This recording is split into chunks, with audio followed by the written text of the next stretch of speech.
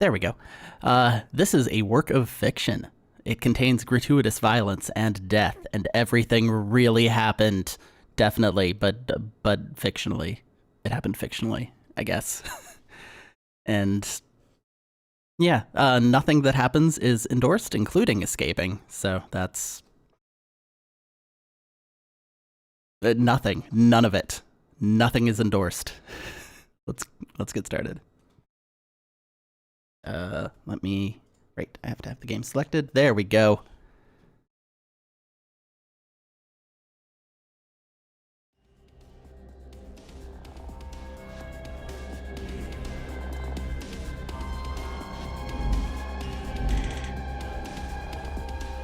Right, so this is Head as Code. It is blatantly and unashamedly a copy of the systems of the Zero Escape games and the general premise, though obviously with some differences. So I encountered this when I played.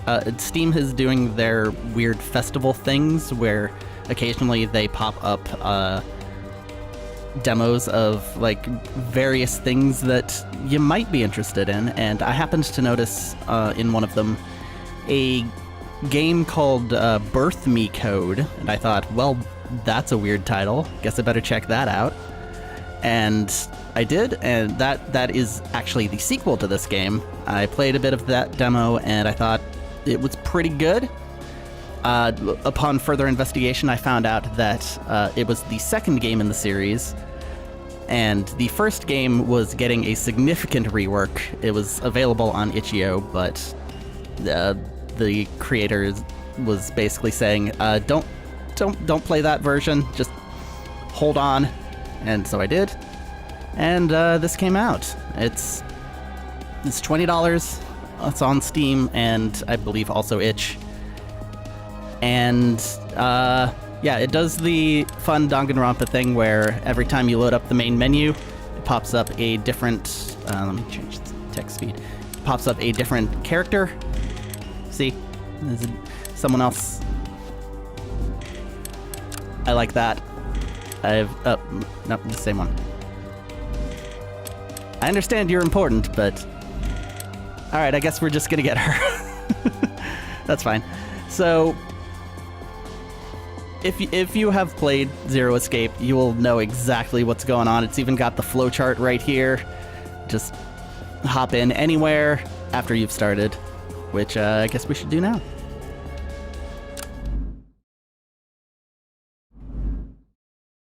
Darkness. More darkness. They say life begins with darkness and ends with darkness. That's probably way more philosophical than my situation was then, because my life had already begun many summers ago, and as far as I was aware, hadn't ended yet. Something else had to have been the cause of this darkness. Clearly, all of this was explained by the fact that my eyes were simply closed. I'd dozed off earlier, and now I was waking up. That's all. Something did bother me about that predicament. The surface I was on wasn't a bed. While comfortable, it didn't feel like a bed. My eyes shot wide open at the realization I was on a couch. I sleep horribly on couches, which is why I made a point of never doing it if I could avoid it. Something very unusual must have happened for me to consider it. From behind, I spied 3 people. They were discussing something with the utmost urgency. Their tones were hushed as if they were trying to ensure they couldn't be overheard. Did I have any cause for concern? No, that's too paranoid, even for me. They most likely just didn't want to wake me up. I had a feeling that was the case because one of them was Jasmine, and she had no reason to keep anything from me. None whatsoever. We really have to go soon, so I'll keep watch over him if you both decide to go. You don't have to worry. Nothing bad will get through me. Then again, her words implied she was my jailer. Wow. Alright. I hadn't seen her face to face since maybe 4 years ago now. Truth be told, I missed the times I spent with her before. That's right, she's my childhood friend. Yeah, nothing more. Except now she lived on the other side of the country, unlike the boy next to her, who was named Marco. He lived much closer to me. We shared an apartment, after all. Once again, only friends. There's no romance. This is a different kind of game. I don't know. Judging by what we've seen of the stuff in this place, do you really think that's safe for either you or him? He was in disagreement with her plan. His words, unlike Jasmine's, eased my mind about my predicament. She was not, in fact, my jailer. Honestly, though, I wouldn't have minded that. Wait, what did he mean by not safe? Where exactly were we? If I was here with Jasmine and him, it couldn't have been so bad, but I thought maybe I should ask him. Maybe he would have some answers for me, since he's pretty smart. Or would he make fun of it by turning it into a joke like he always did? At least I knew I could depend on him. After all, he's got a master's degree in some weird stuff that sounds like mathematics. Bathematics. I forgot what it was, and obviously it's not that. And I wasn't awake enough to remember it. Bing. Instead, I tried to remember what could have brought us here. Were we in the landlord's office? Ugh. My head hurts so badly, I had issues remembering anything. Looking around once more, I noticed we were in some kind of bar, or at least there was a counter with some stools. Yeah, that wasn't the landlord's office. The decoration could have used a little touch-up, nothing weird here. Except for a very strange painting on the wall. It looked like a cross with ominous words around it. I would argue that's more like a clover design. Like a four-leaf clover, but two of them are close together. But it's also kind of a cross. I don't know. I assume this will be very significant later. It read, "You don't know what you have till it's gone." A chill ran up my spine as I read the words in my head. This entire place was giving me the creeps now that I was awake enough to take it all in. Little boy woke up. Little boy? I looked at my body only to realize I wasn't little, I was 24, damn it! That man, though, I don't know who he was, but he was much bigger than I was. Judging by the gray hair, he was in his 50s, perhaps? I would say 40s, but who knows? He's got like a bottle of something in his pocket, or maybe it's like a Silent Hill flashlight sort of deal. Hard to tell. You're finally awake. That solves our little problem. I hope we didn't wake you up. And no, it's okay. I didn't sleep very well. It sure won't beat the bed you just got last month. And by the way, you still owe me for that, remember? I absent-mindedly nodded, but Jasmine changed the topic. I was thankful for that, since I didn't want to be reminded about my debts right now. Anyway, Em and Ray came back from exploring a new area earlier while you were asleep. We should all probably head out and find a new place too. Okay. Some words she said didn't make sense. Em and Ray? I had to assume Marco was M and this guy was Ray, but why call Marco M? I was very lost, so I simply nodded, masking my confusion. Great. Yes, that works out very well. That's always a good plan. I've read Root Double, and it definitely doesn't end with you charging directly into a fire thinking you can handle it. Yeah, a new place after heading out. Makes sense.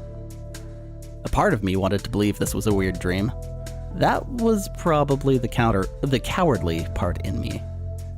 The same part was also telling me not to let them know I wasn't up to date with the recent events. Unfortunately, where others might have quieted that part, I listened to it. I always listened to it. It might have been a little on the nose to admit to myself how cowardly I was, but if there was one thing I couldn't hide from, it was that. I knew I was a coward, even if I didn't look the part. Wow. Yeah, we didn't find anything new. Makes me wonder if this is all just some kind of waste of time. We still don't have a single clue to the whereabouts of that 9th person. Oh, great. 9 people. Whatever. The sooner we explore more, the sooner we'll be out of here. I'll take the punk with me again, and you can go with your girlfriend. That good for you? Girlfriend? Wait. I didn't know what happened before I slept, but I mean, I was not really opposed to it either because she's cute, and what was I thinking? That man almost got me flustered there for a moment. It would be far too embarrassing to reveal that I did have feelings for her, kind of. Maybe. Oh, I actually was embarrassed. Shit, there was no hiding it anymore now. I felt like an embarrassed, clueless teenager. Get a grip, Simon. I just had to say something before my cheeks got any redder. She's not... It's not like that at all. Are you letting his teasing get to you this much? Let's just take the train and go to a new station already. Yeah, let's do that. Unless you want to stick around here for a little bit. I took a sidelong glance at her and noticed she looked as rosy as I was. I didn't think it was fair for her to blame me if she was also embarrassed. Marco stayed quiet, apparently thinking about doing something horrible. I felt an incredible need to leave before he opened his big mouth again.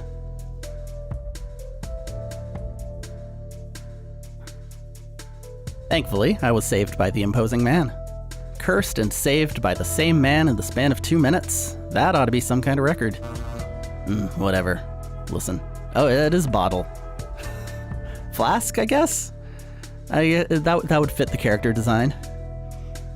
It kind of looks more like lotion, but, you know, it's probably a flask. I'll go ahead, and when you're all done here, send the punk to me. Don't take too long. I hate wasting time, and I hate waiting even more. And he's gone. Ray left the lounging area. In the distance, I could hear the noise of his steps getting fainter and fainter. Some creaking revealed he was going down a flight of stairs. This Ray person didn't seem too friendly, so I took my mind off him by turning my attention back to Jasmine and Marco. The latter was a little deflated by what I assumed was Ray calling him punk over and over. Yeah, can't wait for that. Sounds amazing. Woo. Hey, J&S, you sure you want to head out together? Either of you care to mix it up a little? Jasmine categorically shook her head. Nope. Well, I'll go wait down there too anyway. I'll take the side he didn't go to. But when you're done, come down there, okay? And she's gone. And just like that, after a brief wave, she was gone too, leaving me with Marco. He looked back at me, uncertain of how to proceed. Don't make her wait too long, but we probably have a minute. I don't want to make Ray wait too long for sure. You heard him, right? That guy could destroy me with a well-placed punch. That would at least give me enough time to talk to Marco a little, if I wanted to die due to a horrible joke or two. Or I guess I could also head out to join Jasmine right away. Do I need a quick tutorial on active searches? Yes? Yeah, I could deal with it. It'll be short anyway. Sometimes there will be moments for you to decide the order in which events happen. Yeah, I figured that much. These numerous interactive segments will be called active searches, or AS for short. As. Got it. By making choices during these segments, you can have Simon look at some things. You can also choose to talk to characters and get their input when available. And it's got icons. Look is used for looking, but you may need it to find a talk or use. And these are talk and use. Talk will talk, use will use. Got it. Talk does not progress the story necessarily, but use always does. Okay. And it saves anything we've selected. And they will show up as a check mark to show that I've already selected them. Cool. May need to reselect some of them. We're just trying to limit the number of repeats. Got it. For this one, it's not complicated. There are two options. Talk to Marco, or look at and use the stairs, which will continue the story. Most of them will have something to let you bypass them if you wish to merely skip them, but you may miss bits of extra information. Alright, got it. Mostly option, but they're skippable. If you're in an escape room, they are mandatory.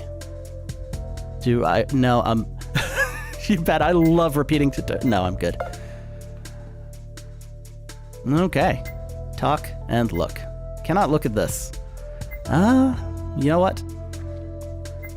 Let's talk to Marco. We're in this for the long haul. Hey, M. I keep telling you, Marco's fine when nobody's around. Simon. Apparently, we're just using these nicknames in lieu of our real names, so we don't... Honestly, I don't know. Jay came up with that. I'm just glad nobody here has a name that starts with the same letter as mine, or it would be terribly awkward. That might be significant. Yeah, that wasn't too smart. On the other hand, it could also be sweet. You know, like M&M. I shook my head. No, I didn't know. I didn't want to know. Everything he touches turns into a joke. Kind of like Midas, who had the power to turn anything he touched into gold. I didn't want to be turned into a joke myself, so I saluted to part from him. Yeah, I should head out too. Ray will get mad. I wondered why he was called Ray and not something like R, but that would be like admitting I was a lost little lamb, and that's really not cool. The last thing I wanted to do was be uncool and give him more ammo for his stupid jokes. Since Marco went back to hanging around in silence, I left him be. Alright, I guess let's grab the stairs. Grab our destiny. It wouldn't be a good idea for me to postpone joining Jasmine down the stairs, so I moved as if to leave the place. I'll see you later then. Remember, you owe me a pizza every week for the next 6 months. Not gonna let go of it this time. Marco's words reminded me of something. I focused on that while grumbling some farewells back at him. From my uniform's side pocket, I pulled out a cool cap, which I nervously adjusted back onto my head. I kept it stashed away whenever I could, but right now it might give me some courage. Alright. Another courage hat, the Shuichi approach. My boss wasn't here, thank God. If he saw me without that cap on, he'd probably give me a truckload of swears. Normally I hated wearing the damn thing. In here, it was kinda comforting, at least a little. It was comforting because it was one of the few things that felt normal. I went down a flight of stairs on the opposite side to the one Ray took earlier. There was some kind of little lobby between the stairs and what was beyond. Stepping outside, I found myself in the last area I'd have thought I'd emerge into. It was in the metro. It was the underground train stations connecting sections of Montreal together through multiple colored lines. It's interesting. The more I looked around the station, the more this didn't make any sense to me.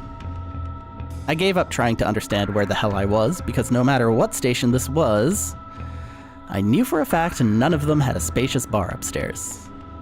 At least there was no open bar like that directly after taking the first flight of stairs. That didn't make any sense. I agree, that's weird.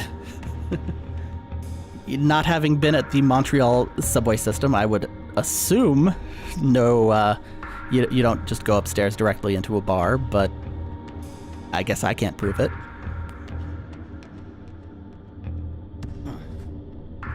Jasmine came out of nowhere, having patiently waited for me down here. Earlier, the others said they went out to the infirmary, so we're probably going past that now. Guess we've got some time to kill before the train arrives, huh? Maybe we should talk. Use the talk button. Straight to the point, not even a hello. I assumed this place didn't really have her in a jolly mood. I was completely lost, so I just nodded. However, I had a feeling Jasmine had picked up on my confusion. Taking a glance to the other side of the station, I saw Marco and Ray in the distance. Well, like she said, we had some time to kill before the train arrived. I was curious about the place, so I could either look at stuff or talk to her. I'd probably need to talk to her sooner or later, just a question of when. Alright, let's take a look around. I believe, and it's covered up now, but there was like a little control panel here thing. Or no, it's a sign, danger, staff only. That's what it said. That little maintenance hall was shrouded in darkness. That's where the staff usually went to fix all the subway's problems, whenever it had any. Unless we had some sort of key, we wouldn't get back there. Only maintenance dudes were allowed to go in, so I had no idea what was inside. Alright. And of course this grate. Locked. It was too dark in there. I could barely make out some kind of weird metallic gate. If Jasmine wasn't going in, then I assumed it was locked, and searching it wouldn't help me in the least, so I didn't. Next to the little maintenance hall was a yellow stripe on the ground which stretched across the entire border of the station. If I stepped beyond it, I'd fall down onto the rails. Those were the rails used to yes, thank you. They're pretty dangerous. A sign next to them said 750 volts. That's a lot. Yikes! If I touched that, it would kill me for sure. Alright. What about this monitor here? That wasn't there last time I came here. All the screens used to be suspended, but this one was mounted on the wall with 4 mega large screws behind it. Currently, it was powered off. That TV was bigger than any other I'd ever seen. Clearly, that must have cost a fortune.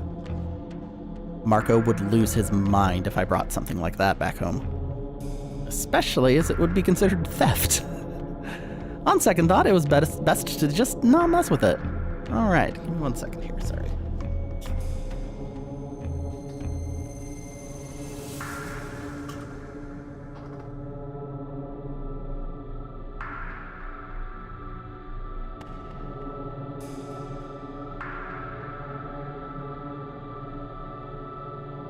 Okay, sorry, I'm gonna need a lot of water for this. Let's check out this wall. Funny, I didn't remember the walls being like that in any station I'd seen. I hadn't visited all of them though, so maybe this was just how the station was. Station walls certainly varied wildly, depending on where you were at. I'm definitely not panicking. Some of them had brick walls, while others were tiled. Some were pristine, some were decorated with graffiti. Some of them were featureless, and some of them had ads all over the place. Most of them did, to be fair. There was the open doorway we used to access the metro, too. The door was thick and heavy-looking. It was a sliding door, so from here it looked like a solid block of metal embedded in the door. Embedded inside the wall. Alright, well. Guess that's it. Let's talk to Jasmine. Jay. You've been acting a bit lost. Are you sure you're all okay there? I remember everything. I didn't really know how to tell her. On one hand, I didn't want her to find out I had no clue about what was going on when they all clearly did. It would make me look like I didn't have my stuff together. Wouldn't want to look like that. On the other hand, I was at a severe disadvantage not understanding. Well, see, it's like that I'm a little lost right now, to put it simply. Like, I just woke up, but I have no idea how I even got here. Luckily for me, Jasmine was a kind person who always had my back, and she listened.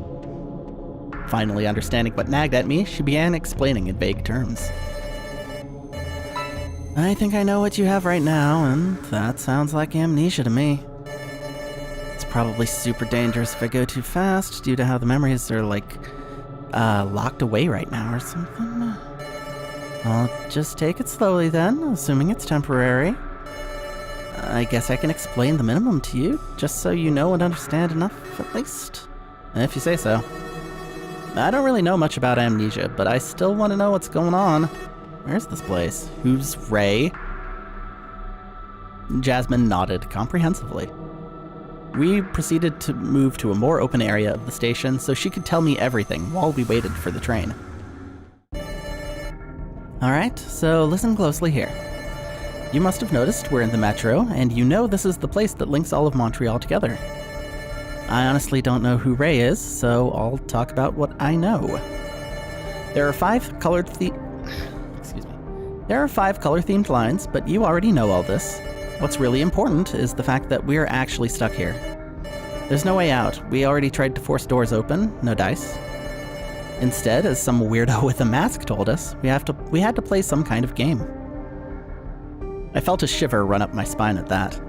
This felt a little like one of those escape the room new age reality games. Except for the fact that we were clearly not paying to be entertained here. Most of all, though, this place is really dangerous because if we disobey the rules, well, we're going to die. Though I guess that weird man said it like we'll get punished, but he did explain what that entailed. I swallowed. She had to be joking. Surely it wasn't real and someone was just toying around with us. It was then that I noticed the collar Jasmine was wearing around her neck. Come to think of it, Marco and Ray had also been wearing a collar like that, hadn't they? I didn't even need to check my own neck. I could feel one there too. I decided against touching it. It seemed dangerous somehow. We have to find someone with the number 9 to leave.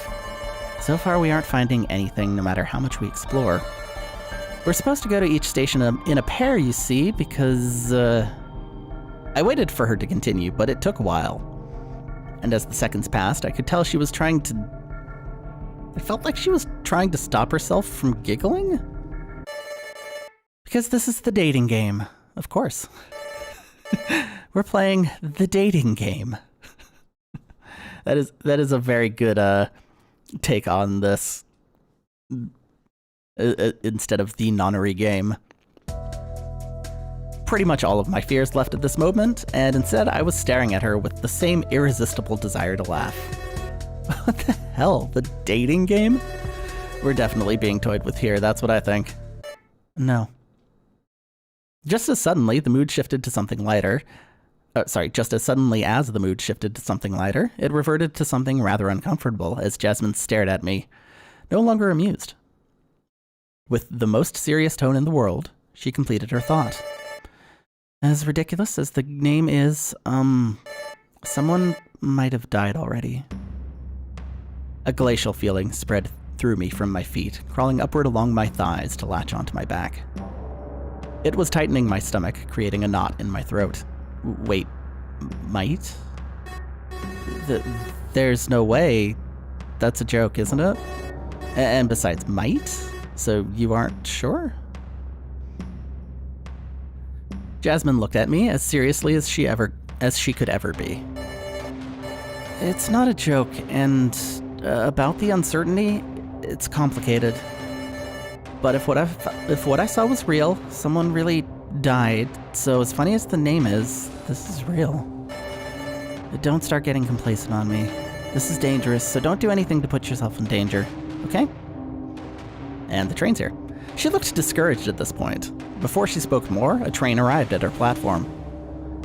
I waited for a few seconds, looking at Jasmine, who looked back at me. Then I looked at the train again. The dating game, huh? That was a stupid name. And yet, as she walked forward and tugged me into the train, there was no avoiding it. I was going on a date with Jasmine then. A date that could very well kill me. I had absolutely no clue where we were going. I was having issues thinking about it due to, well, everything else. The situation was still alien. Kind of wondering how somebody managed to steal the train system and recreate it. I'm sure that's like a big point in the plot, but it is quite unusual, so good on them, I guess. One thing was for sure, all I had been told was making me feel nauseous. Yet, for all it was, I couldn't sit down. Normally, I would have. I just needed to do something in this familiar yet unfamiliar place. A 3-step ding-dong echoed, signaling the train was leaving the station. When it took off, I reflexively grabbed onto the beams for support. Crap. Those things were full of germs. That was why I usually sat down. I had to wash my hands soon. Prochaine station. Sécurité. I don't know French, I'm sorry. At least that was familiar. It was the announcer speaking as a lady's voice, whose entire job had been to record public service announcements for those who used the metro lines. They were in French because we're in Montreal, of course. Translated literally, it's just next station with the name of the station. However, that station wasn't named correctly. Messages must have been changed, but why? Did they want to make it clear what we'd find at each station? Or were they worried about copyright? Yeah, that must be it. Nah, couldn't be that stupid. Since we had some time, I decided to strike up some conversation with Jasmine. Alright, a whole bunch of things. Hey, what year is it? Just making sure. We're still in 2022, right? Of course. What, did you forget that too? Or are you just making sure you didn't leave the stove on for 7 months? Haha. No, I remember everything normal, like your name, your occupation, my own name. I just forgot what we're doing here. Just making sure things are still normal, you know? Short-term memory loss then, I see. It's not really that bad of a case of amnesia then. But yes, we're in 2022, the year where nothing goes right. Isn't every year like that anyway? I thought back to 2020 with the large-scale virus outbreak we lived through. Same year also had tons of riots over injustice and racism. And in 2021 was, don't even mention it. I don't know. I think it's looking up now. I'm just joking. At least nothing major happened yet. Well, except this.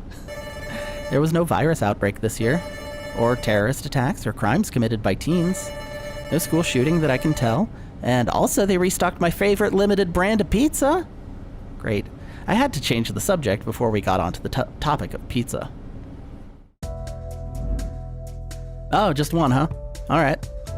The train stopped at a station. Seeing as Jasmine wasn't moving to leave, I didn't either.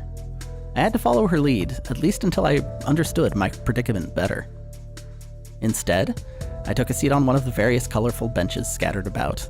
The last thing I wanted to happen was her to think I was useless. Needed to rest to be in shape. But I'd already rested on that couch, no?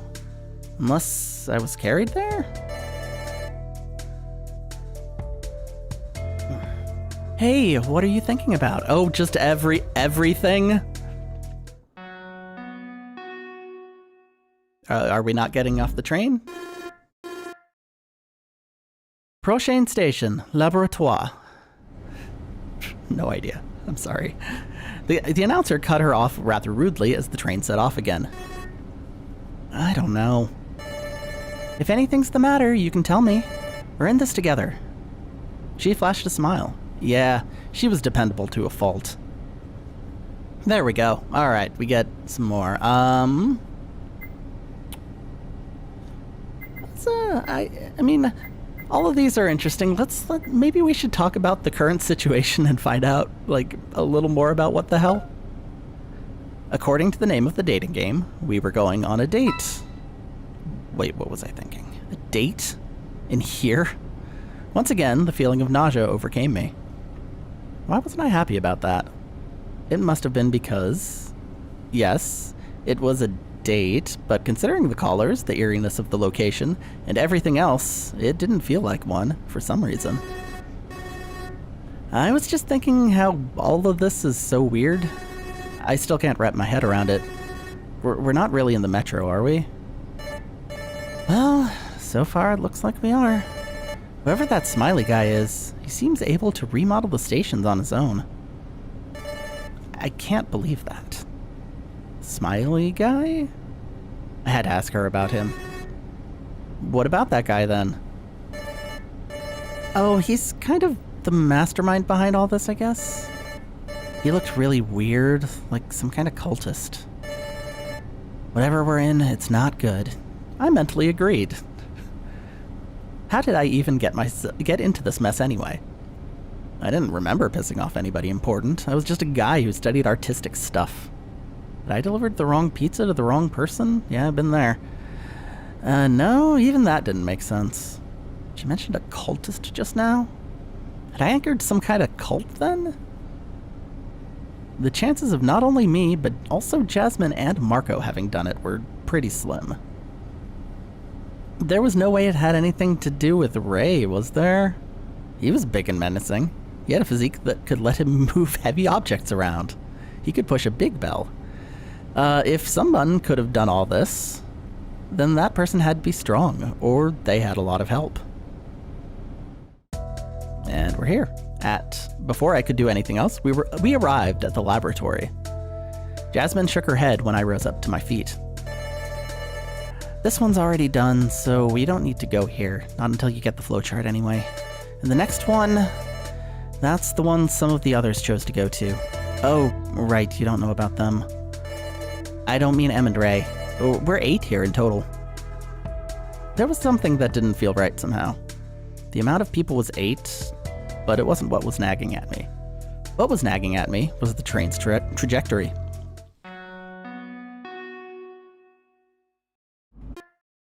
And we are leaving the station. We are leaving the infirmary station, the laboratory. I had to ask her about it, but first I wanted to catch up with her some more. It was, for all I knew, the only opportunity I might have had to do so in here. Alright, how's your job going? Hey, Jazz. You should call me Jay here just to be safe. Oh, right. Anyway, I meant to ask about how the job's going. My graphical designs? They're all going swimmingly. Sometimes I wonder if I should have studied further, though. Not that I can justify going back right now. I got a big client who wants me to make large nature landscapes, and it's really difficult. I'm not very good with the colors he's involving in it. And the general detail of it is like, whoa. The pay is probably good to offset that, though. I know you wouldn't take a job you didn't think you could do. Correct. I didn't know what to add to that, so I added nothing. Jasmine always had her shit together. A complete contrast with me. I imagine her steadily losing her shit will be a plot line in this, and perhaps she will regain it by the true ending. I brought everything back to my earlier thought, deciding that was enough for now. My available time before the train arrived at our destination was getting shorter and shorter. So, couldn't we just ride the train all the way to the end? No, it's impossible because the train seems to stop at a station we haven't cleared, and it doesn't move then. In short, when it stops and doesn't go off again, a group of 2 must leave the train. The next one's taken already. After that is ours. That was simple enough. She really knew everything that was going on, huh? I don't know about everything. I was about to confront her about that, since it might give me an idea for how long this whole thing had been going on, but the train arrived at the station.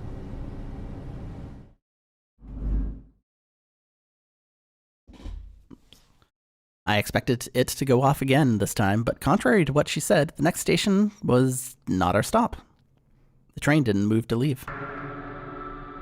I had a bad feeling about this. Seeing as this was apparently our destination, though, we both left the train momentarily. Huh. Looks like this station is actually free to explore? Is that a problem?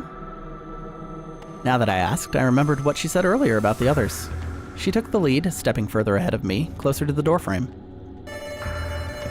Yeah, that's really weird, because the others went here. 2 of them did. An older guy and some really weird girl with a mask and headphones.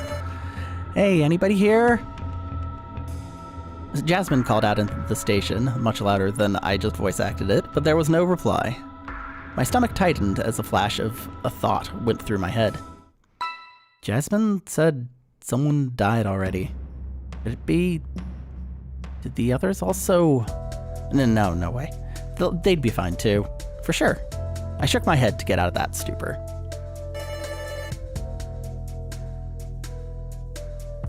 Looks like there's no one, so...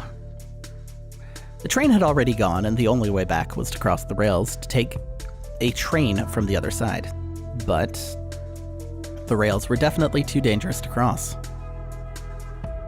Giving a glance over there, I noticed it. The indication. 750 volts. That's the voltage going through those rails at all times. If we touched them, we were toast. Just a nice reminder. For no particular reason. Not to mention, crossing was dangerous because what if a train was coming? The much safer alternative was to go up the stairs, cross to the other side using the station above, and come back down there.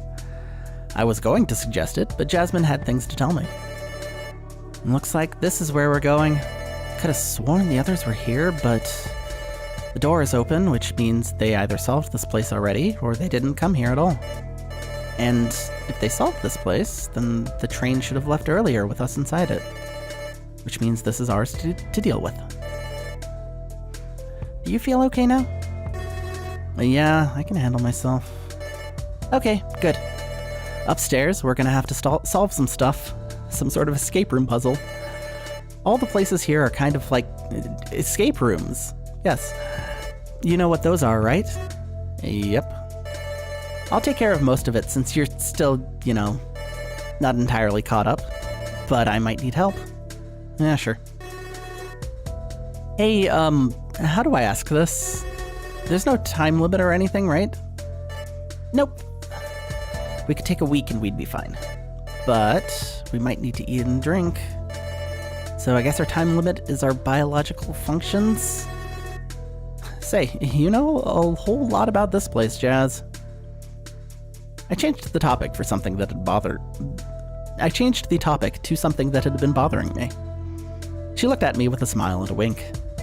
Oh, I'm just perceptive, that's all. And besides, it's been a few stations already, so I'm getting the hang of it. Though you should probably call me Jay here, so people don't figure out our names. I don't know how much Smiley can hear us here.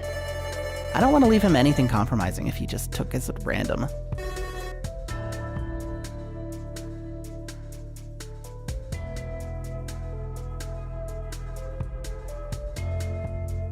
Smiley, is that right? As much as I'd like to ask about him, you probably don't know any more than I do, huh? And there she goes. She nodded and walked into the open staircase. I followed along, though when I entered, I stopped there for a bit. There was good reason for that. The staircase was the same as the lounge, but when I entered, the door had closed behind me. It shut off our way back out. I took a glance over toward Jasmine, but she had already gone up the stairs. Hey, come up too. Yeah, coming. While we didn't have a time limit, I couldn't stay down here and be left behind. Once again, the thought that I didn't want to appear useless came over me. That's right. I had to join her in the search of this place. With only one way to go forward, I took the stairs. Arriving at the top, I saw what she'd meant much earlier. I remembered the station as being a completely different station. Inside, it was actually an infirmatory. I was a little surprised by that. Perhaps I hadn't believed what the announcer had told us before. Oh, there you are. This room has a lot of weird stuff. It's not weird, Jay. You haven't been in an infirmary before, have you? I don't think so, no. That's weird. I already searched those drawers over there. I remembered that I needed to wash my hands. After touching stuff in the train, I really needed a good rinse. There was a sink next to the counter, so I made a beeline for it. You know, that makes sense. I should have cleaned my hands too. You didn't? That's definitely a sin in one of our existing religions, I'm sure. Hey, hold up. I was going to do so now that you reminded me of it. I'm not a heathen or anything. You better repent, that's right. I just meant to tease her, but I didn't know if she took it that way. Not too far, there was some sort of bed. It looked comfortable. Hey, you don't mind if I take a nap, right? It'll be quick, just a few minutes. Not really. Go search elsewhere in this place for a while then and come back here later. I'll holler if something's wrong. Like if some slime monster crawls out of the sink now that I woke it up by running the faucet. Wow, that's a deep cut. I read that book. Oh, that's just ridiculous now. I don't remember the title of it off the top of my head. It was the guy who wrote, the author who wrote House of Stairs. Wow. All right. Oh, that's just ridiculous now. And yet, she moved away. Did I finally get back at her? I didn't know. But one thing I knew, this bed was going to give me a good nap. Maybe that's why I didn't sleep on couches too. No matter how comfortable they were, when I woke up, I always felt like shit. This rest was just what I needed. Now lying on the bed, I closed my eyes and drifted off.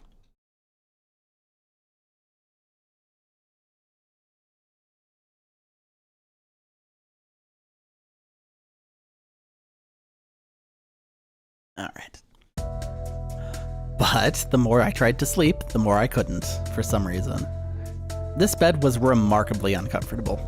I didn't notice it until I was on it, but it was kind of hard, like if it had seen countless use and hardened with time. It was probably used for short examinations. Go figure, we were in an infirmary and not a luxurious hotel suite. I rose back up while grumbling some profanities.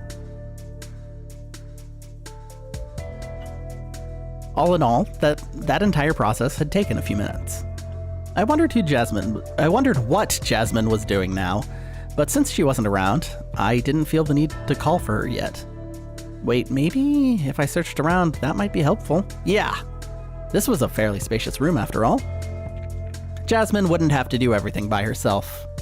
And then she'd be grateful and it would be a successful date. That was probably just wishful thinking. I didn't think I could ever get to her level. Slapping my cheeks with both hands, I woke myself up. All right, Simon, now's the time. It's time to search the shit out of this place, and then call for her when I found something cool. Crack the code! All right. Find a way out. Understood. 1 second. Gotta move the mouse somewhere a little more comfortable. There we go. Map. Okay, that's a lot of map. All right. Where is the exit? Let's take a look around, add some stuff. 3 shelves were mounted above the surface of the counter.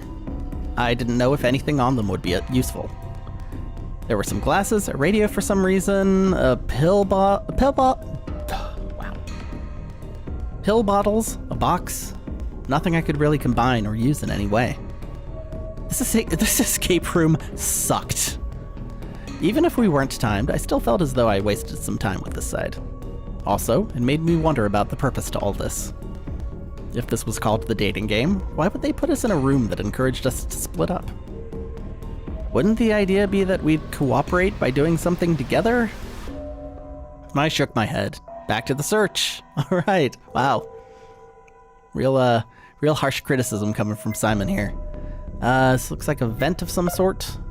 A fan. The fan was turned off, making this room a little hotter than it should have been. I thought up something cheesy like, it's hotter because Jasmine was here. I could have, but I didn't. Wait, damn.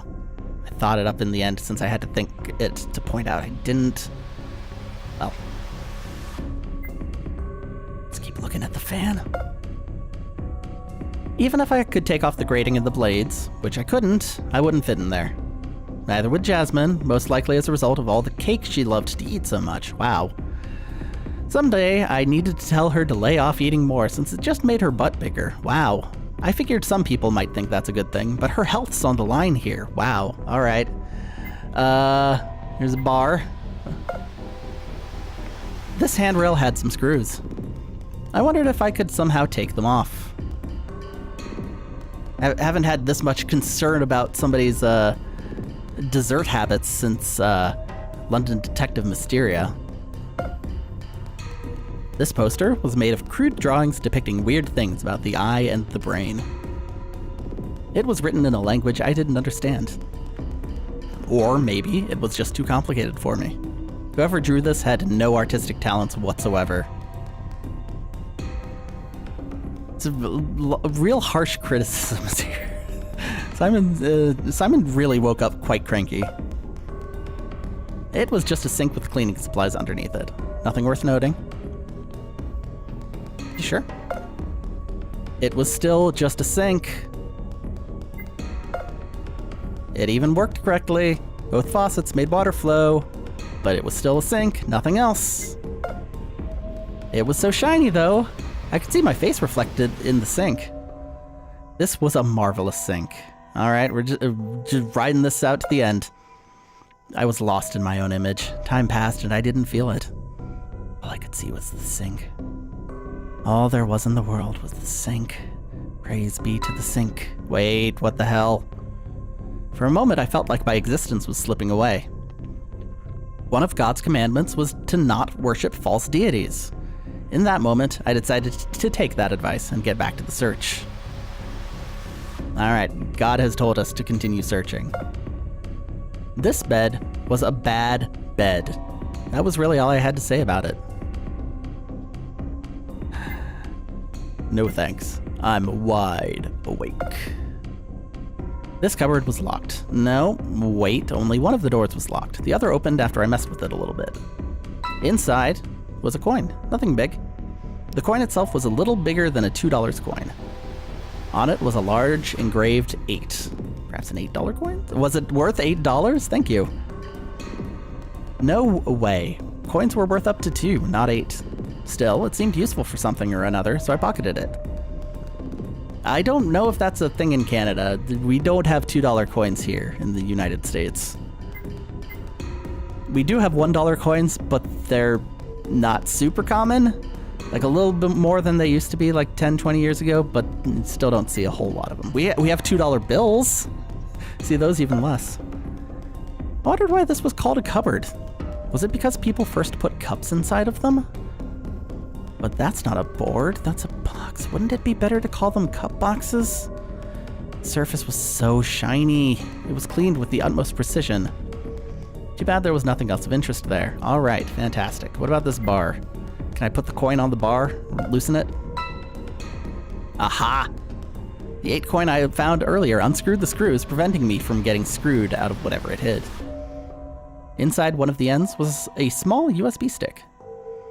It was probably safe to call Jasmine over. I'd found something important. I could also take a look around the room some more if I really wanted. But I can't. I already did. I already wasted all that time.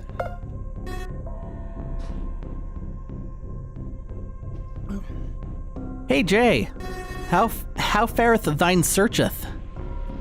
I heard some rustling from a nearby area. Soon enough, Jasmine wandered back into this section, clutching in her hand a key. Romeo, Romeo, wherefore art thou Romeo? I hold in mine grasp an object of value with which thine heart I may unlock so.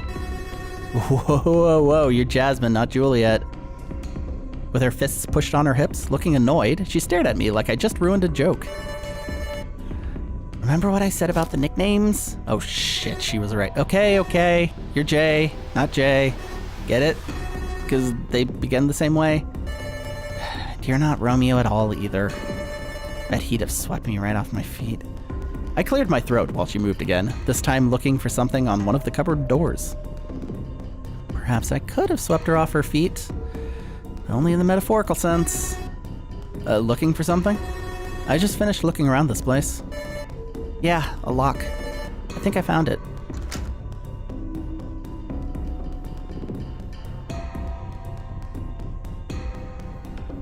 Sorry, these big pauses are me making noises that you don't want to hear.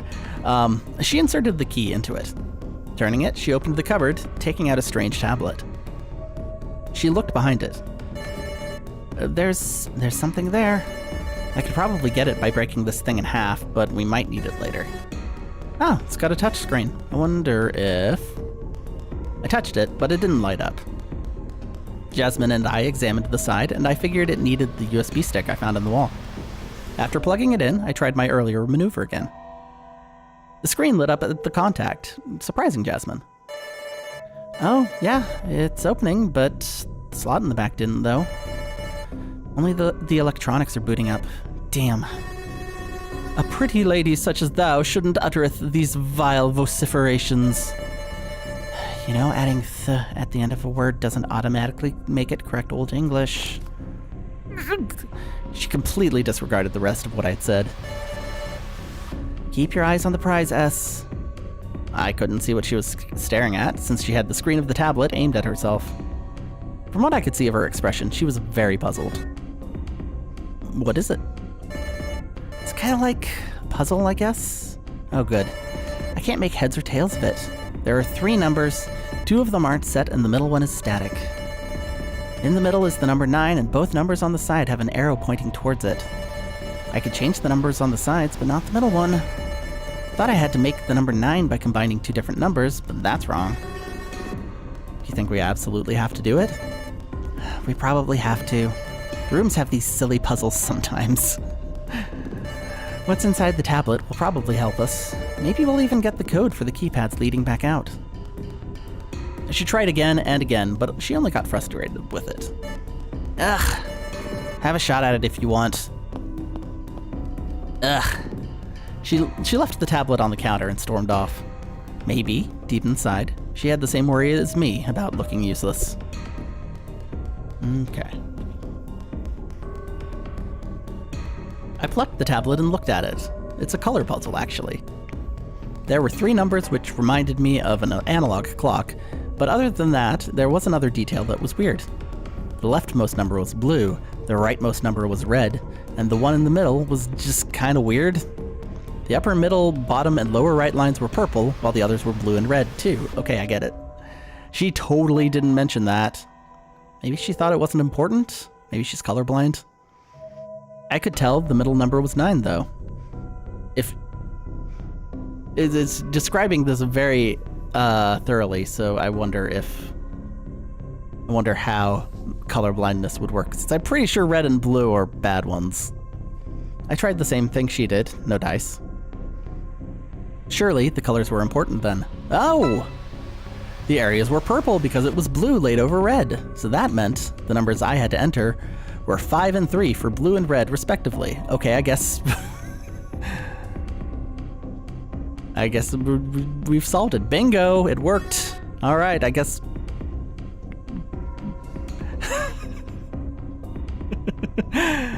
All right, puzzle solved. Great. Hey, Jay, come back. Look, it's working. It's opening. She came back just as I opened the back slot. Inside was a piece of paper with a bunch of incomprehensible scribbles. So I guess we're probably not going to have any bad puzzles for colorblind people in this game, because it just acknowledged it.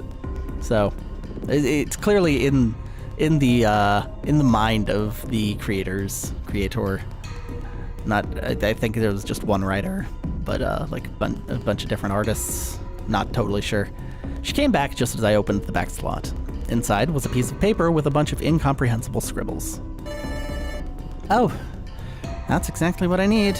Something stumped me over there too, give me that. Without waiting for any sort of objections, she snatched it from me. I set the tablet aside now that it had, apparently, done what it was meant to do. I'll be right back. Think we're almost out of here. I patiently waited. After I took a seat and several moments passed, Jasmine came back wearing a bright and brimming smile. Yep. The whole thing is open now. The whole thing? I unlocked all the doors. I also found something else. Some kind of a remote with no purpose here. But, it's the kind of thing I think we should share with the others, so I'll show you at the lounge. Alright, if you say so. I set off toward the set of doors, but Jasmine stopped me with a hand around my wrist. Wait, before we leave, I have to show you something. I would wait until your amnesia's gone, but it's kind of really important, so I can't leave it up to chance. She looked fairly worried. I had no choice, and my curiosity was piqued anyway. She led me to a room that had previously been locked off. It was somewhere featureless, except for the clear indicators that this was a one-way deal. Yeah. Or perhaps it was just supposed to tell us to stop. I was about to walk in when Jasmine shook her head, keeping a tight hold on my arm. See these scanners? Apparently, they check if we have the 9th person with us. That's who we're trying to find, by the way. We need to find the 9th person to leave. Otherwise...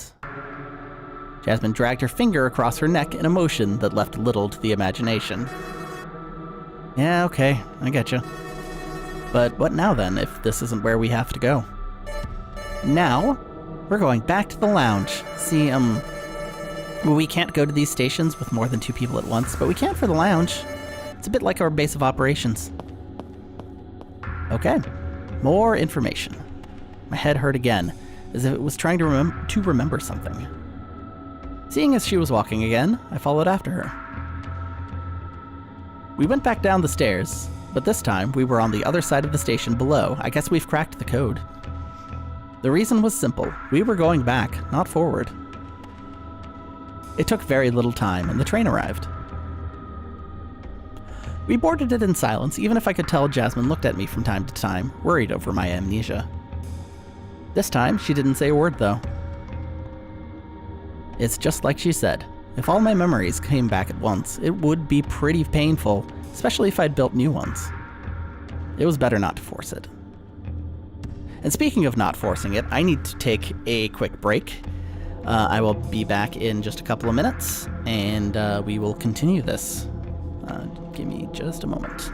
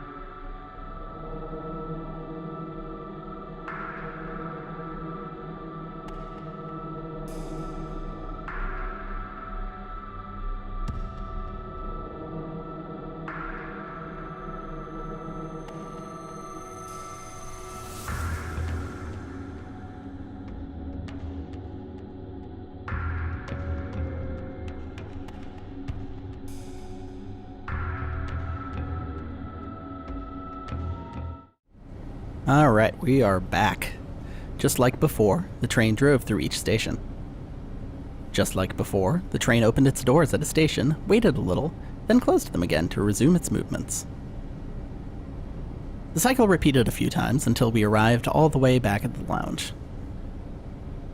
As the announcer had said its name, I now knew this was the leisure or lounge station. Leisure? I don't know. Which, according to Jasmine, replaced the one at the center between all the colored lines. Or most of them, at least. Still couldn't wrap my head around how this huge, sprawling, very populated station could be a lounge now. Did Smiley pull some strings so nobody would be allowed to use the metro at all during this day?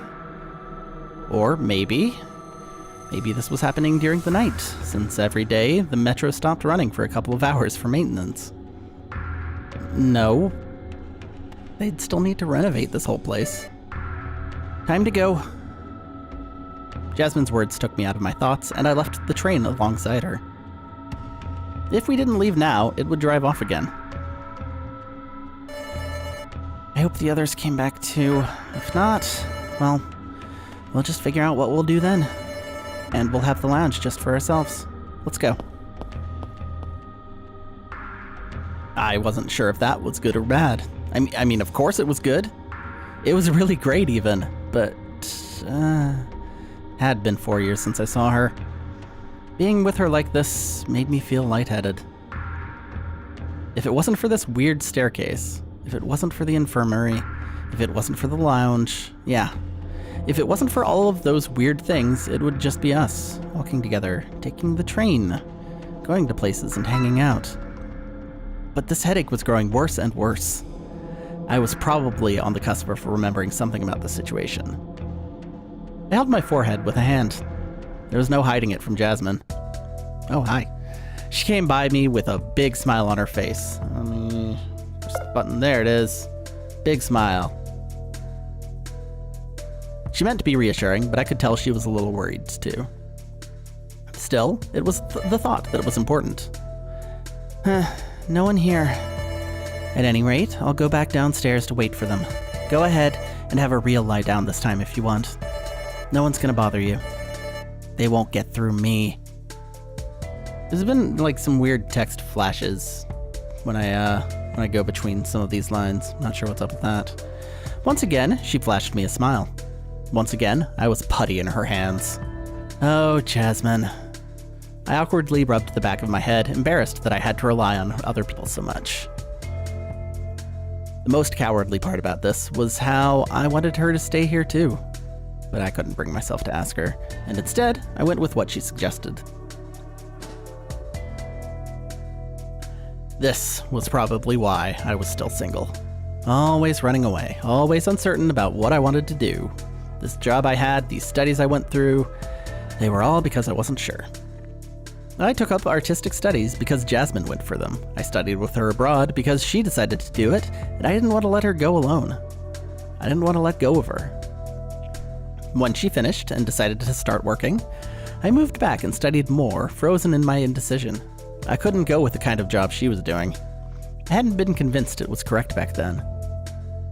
And that had caused me to let go of her completely as I moved back to Montreal from Vancouver. Because I couldn't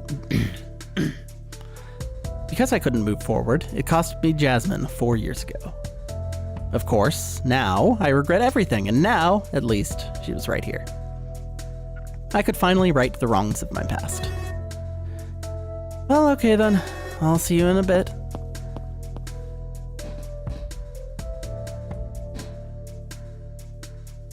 Once all was said and done, she left the area, and I was free to snore away.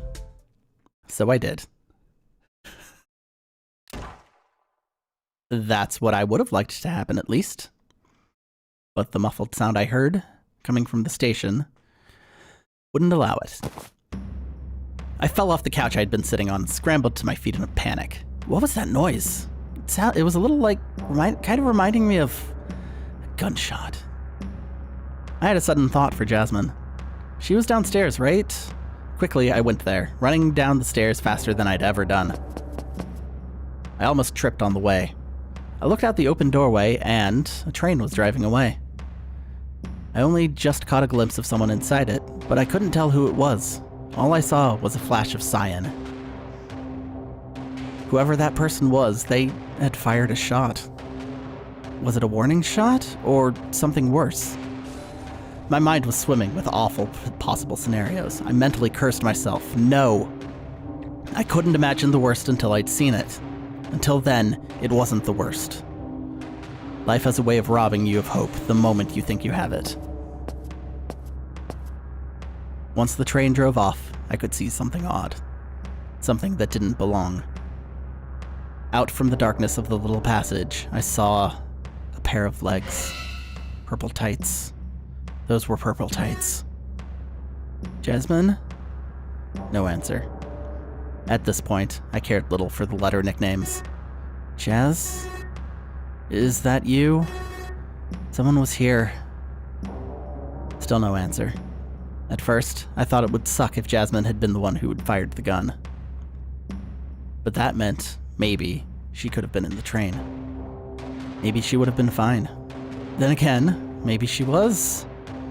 Part of me thought perhaps she'd just knocked herself out by dodging the shot, or maybe she was playing dead until the gun wielder had been gone. I couldn't be sure until I took a closer look. It took all my will to gather my courage for this. To look reality in the face. Jasmine? Answer me already. I shakily approached her, and then I knelt down in the dark area to stare down at her and see for myself how she was. She'd be okay, right? Just as quickly, I stumbled backwards until my body hit the large screen. I fell over in surprise, only to get back up, unable to believe it. That sight, that grim fucking sight, was unmistakable. Now I was confronted with the worst-case scenario I imagined. Jasmine, you're... She was dead. She was dead. Jasmine, the bright, vivacious... Bad time for that. The bright, vivacious girl I'd known since childhood was dead. Both of my hands held my face in the shock of the moment. I couldn't scream. I tried, but nothing would come out. The realization was far harsher than I could have ever imagined. I didn't want to face the truth anymore. A lie was better. I wanted to run away, but I was frozen there. I just couldn't move, even if, deep inside, I wanted to run away from this reality. What I was seeing was real, right? Seems real. Jasmine was dead. Jasmine was dead, and I wouldn't see her again. Jasmine was dead, and I wouldn't hear her speak again. To top it all off, her killer was on the loose. Kept repeating it in my head. I couldn't believe it. I finally moved, but it was all pointless. I balled my hands and fists and then relaxed them. I was trembling, and I had no tears, no matter how much I tried to cry. I just couldn't shed a single one. I was in shock, unable to breathe. I was too horrified by the truth. Terrified by it, so terrified. A coward through and through. At that moment, I remembered she'd mentioned something about a remote, but there had been nothing like that on her when I checked her. Had it been taken by the person who shot her square in the head? Was that the reason behind her murder, that stupid remote? I had no clue what was going on. I couldn't even fathom what happened. Perhaps due to my amnesia, I'd forgotten something important. I'd forgotten who the culprit might have been. Important clues, I needed to remember them. Maybe things would be clearer when I got my memory back. And maybe Jasmine wouldn't be dead, and maybe this was just a nightmare, and maybe it said, "You don't know what you have till it's gone." Felt a chill run up my spine, because that message had been aimed at me. Are you sure? No wonder the words had felt so ominous earlier. But if I remembered, maybe I could figure it out and make them pay. Would that bring her back? No, but... All of a sudden, as I contemplated those words, an earthquake took place, shaking the room. I quickly lost my footing. Ugh! What's happening? What the hell? I managed to catch myself as I fell, only to roll over under the continued movement. Boy, that's a rough shaking effect. I slammed into a wall and gave a small scream of pain. Perhaps as a result of this shock and the hit on my head, that was what triggered my memory to come back. It all came back at once, leaving me breathless for several moments.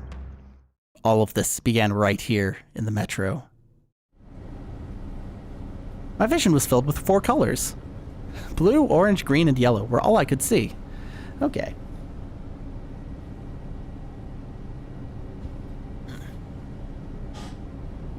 Yeah, so given the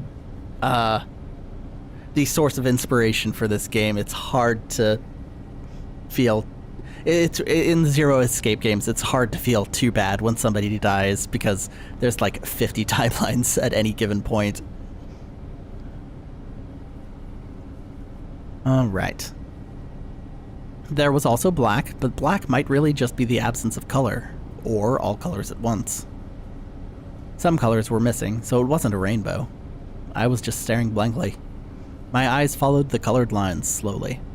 First the green, then I followed the blue, the yellow, and finally, the orange one.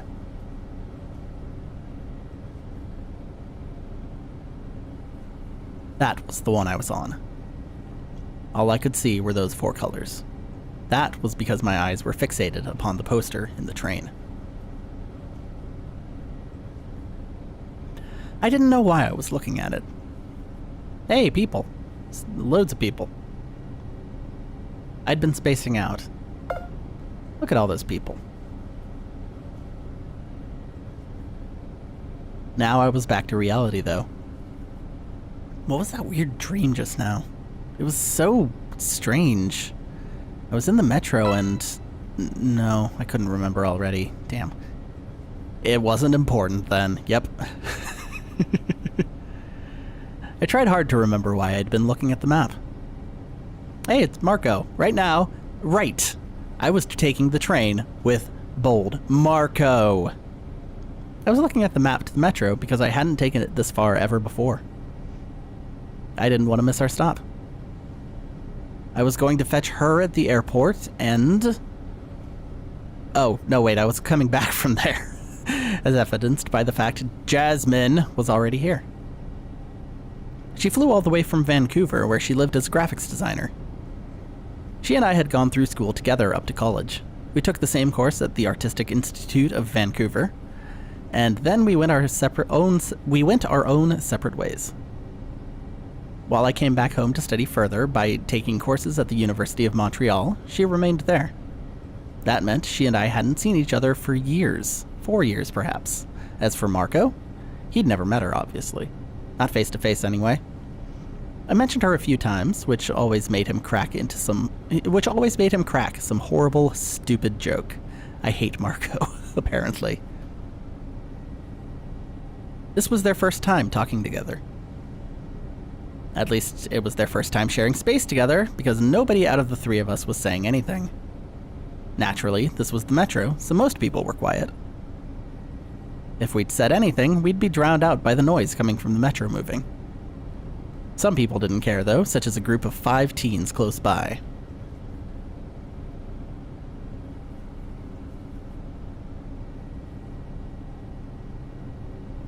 If I strained my ear, I could almost make out what they were saying. Shooting a glance at them, I saw one of them had long pink hair and 2 pigtails. I looked back at Jasmine, who had the same hair color.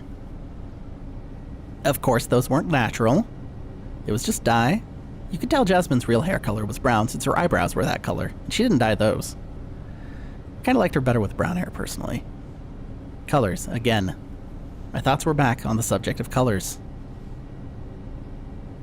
Maybe I'd just turned into a zombie from waiting in the metro this long. Maybe time travel was involved. The announcer spoke the name of the station we were at, but it wasn't our stop. I dismissed it, pulling myself to the side a little to avoid a woman leaving the train. Right afterwards, 2 men entered and took her place. Both were businessmen who probably had a lot of success, judging by their very stern allure. Meanwhile, I was just a pizza delivery man. I was also a student. That wasn't quite true. While that had been the case before 3 p.m. today, now I was entirely free from university.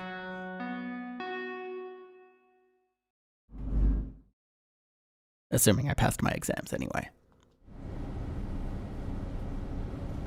Finally, I'd have my bachelor's degree and I'd start getting real jobs in what I wanted to do instead of this service for ingrates.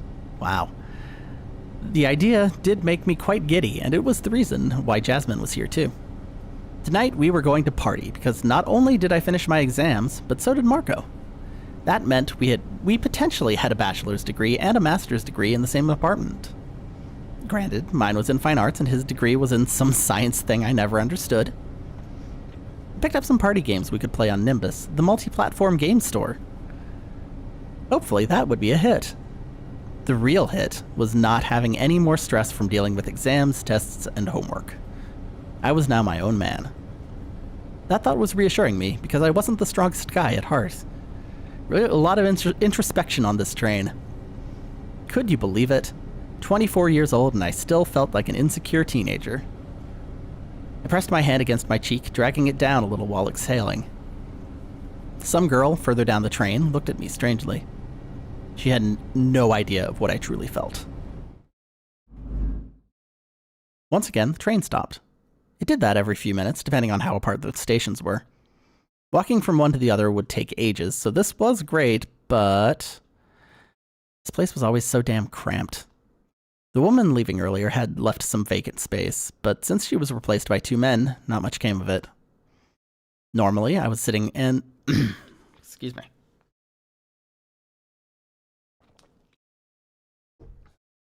Normally, I was sitting, and it was a lot more relaxing, but now I was on my own 2 feet.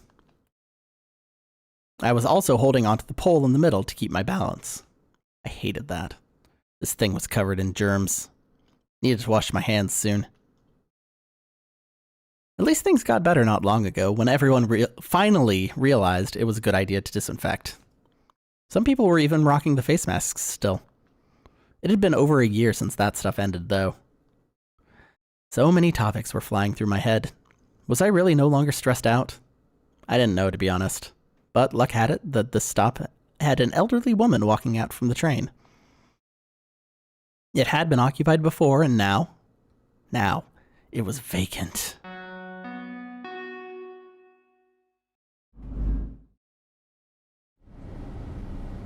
As usual, some kind of psychological warfare was instantly triggered. Everyone would be going for that seat. Of course, those who needed it had priority. Thankfully, I was the closest to the seat, so I took a quick glance to see if anybody who needed it was going to take it.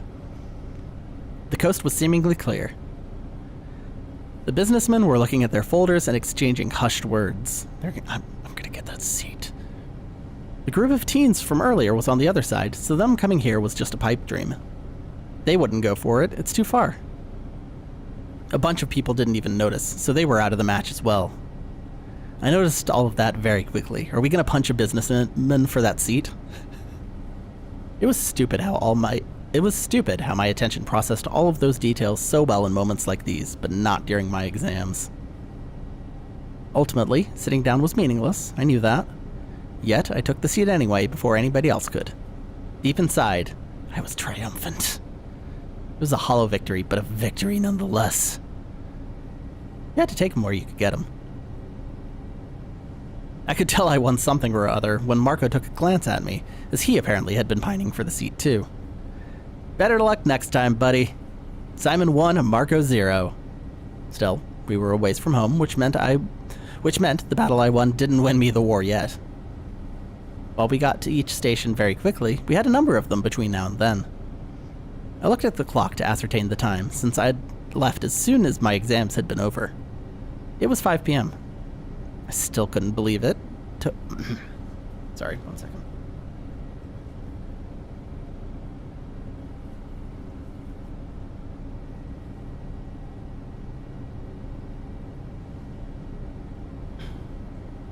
I still couldn't believe it took around 2 hours to head to the airport, pick up Jasmine, and come back with public transport. It might have been faster had I possessed my own car, but I wasn't that lucky. I could barely afford my studies. Still, since we were a decent way off, I figured it wouldn't be bad if I took a small bit of rest. Nothing fancy, just closing my eyes. Nothing fancy, really. It was as normal a situation as they came, and yet this was still how all of this business started. On April 22nd, 2022, I was sitting in the metro, minding my own business. Nothing fancy. Yet, when I closed my eyes, all movements ceased. The train stopped moving completely. I didn't feel the presence of anyone around me anymore. It was like time stood still. Or maybe I was asleep. That was the likeliest explanation. I must have been really tired, but as I was drifting off, something grabbed me back. It was a voice. A girl was talking. I'd never heard that voice before, though. Was it the train announcer? No, that was an older lady. This one was a youthful voice. Who was it? I could barely hear it. She repeated herself, louder this time. Listen, if you stay asleep like that, we're gonna be in trouble. Asleep? I wasn't asleep. I could hear what she was saying. Couldn't she see that? My body felt like lead anyway. I couldn't stand up just yet. So, wake up already. Are you okay? The train stopped. She was so insistent, too. Who was this girl? I'd never heard this voice before. As the seconds passed and my body became operational again, I felt stiff all over, as if I'd been deep in sleep. Perhaps she was right. Maybe I dozed off really hard there. Hey! Wake up already. My eyes finally opened. It seemed as though I had fallen asleep indeed. That was embarrassing, but now I couldn't deny it. I took a look around and noticed things were just as she said. The train had stopped. It never came to a standstill like this unless it offloaded a few of its passengers. Or if it was no longer in service for the day. Huh. The girl next to me was Jasmine. Oh. For some reason, I couldn't put a face to her voice before, but now it became all too apparent. I was still a little too groggy from my nap, so I chose to listen to her before doing any sort of exploration. Yeah, I don't know what happened, and I'm pretty weirded out. I sat down for a moment, and right after that, I was alone here with you. It seemed like that fact was making her embarrassed too, because her cheeks took on a slightly rosy tint. I had to assume she wasn't lying about it then. I have no idea where Marco is. This is a bother. Did he leave us behind? No, he's not the type. He's probably waiting outside to jump scare us. I swear this is not normal. Sat down, and right then, everyone else vanished in the span of a single moment, I tell you. Okay, I get it. So you fell asleep too, and... No, my eyes were open. Sure. I teased her. For a moment, I thought I got through to her, but she shook her head with an exasperated sigh. My companion threw out her arm to expose the rest of the train. And this place is very strange. Feel free to have a quick look around before we go. Don't worry, we have plenty of time. I woke up several minutes ago and it still hasn't moved. Woke up, is that right? So you did sleep. Oh, shut up. Either way, I decided to conduct my own search around this place. Get the mouse ready. The strange panel in the back of the train was especially interesting. When I'd be done, I'd just go for the exit. All right. That's the end of that. Let's check out this panel in the back of the train. Or that wall. That wall was weird. It was separating the compartment from the frontal one. There was a faint outline of a door, as if the conductor cabin could be accessed, but there was no handle. Had that always been there? Maybe? I was perhaps only noticing it now because I was looking around. Maybe it was just my imagination, but I felt like I was caged in. Looking around on the opposite side, I saw they blocked off this compartment from the rest of the train. No. A wall with a large red X had been installed between each slice of two compartments. It was as if God. Sorry, don't usually go on this long. It was as if the only accessible ones would have been these ones. Would be these ones. Something strange was going on. Why would they put up this wall? All right. Seat. The most wonderful seat in the world. These were the seats furnishing the train's compartments. They were pretty small and snugly squished together to maximize use of space. They also weren't comfortable.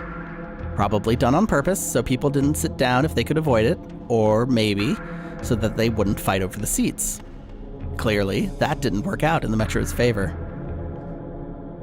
And the pole, the disgusting, filthy pole, this was not, in fact, a stripper pole. Wow, never would have guessed.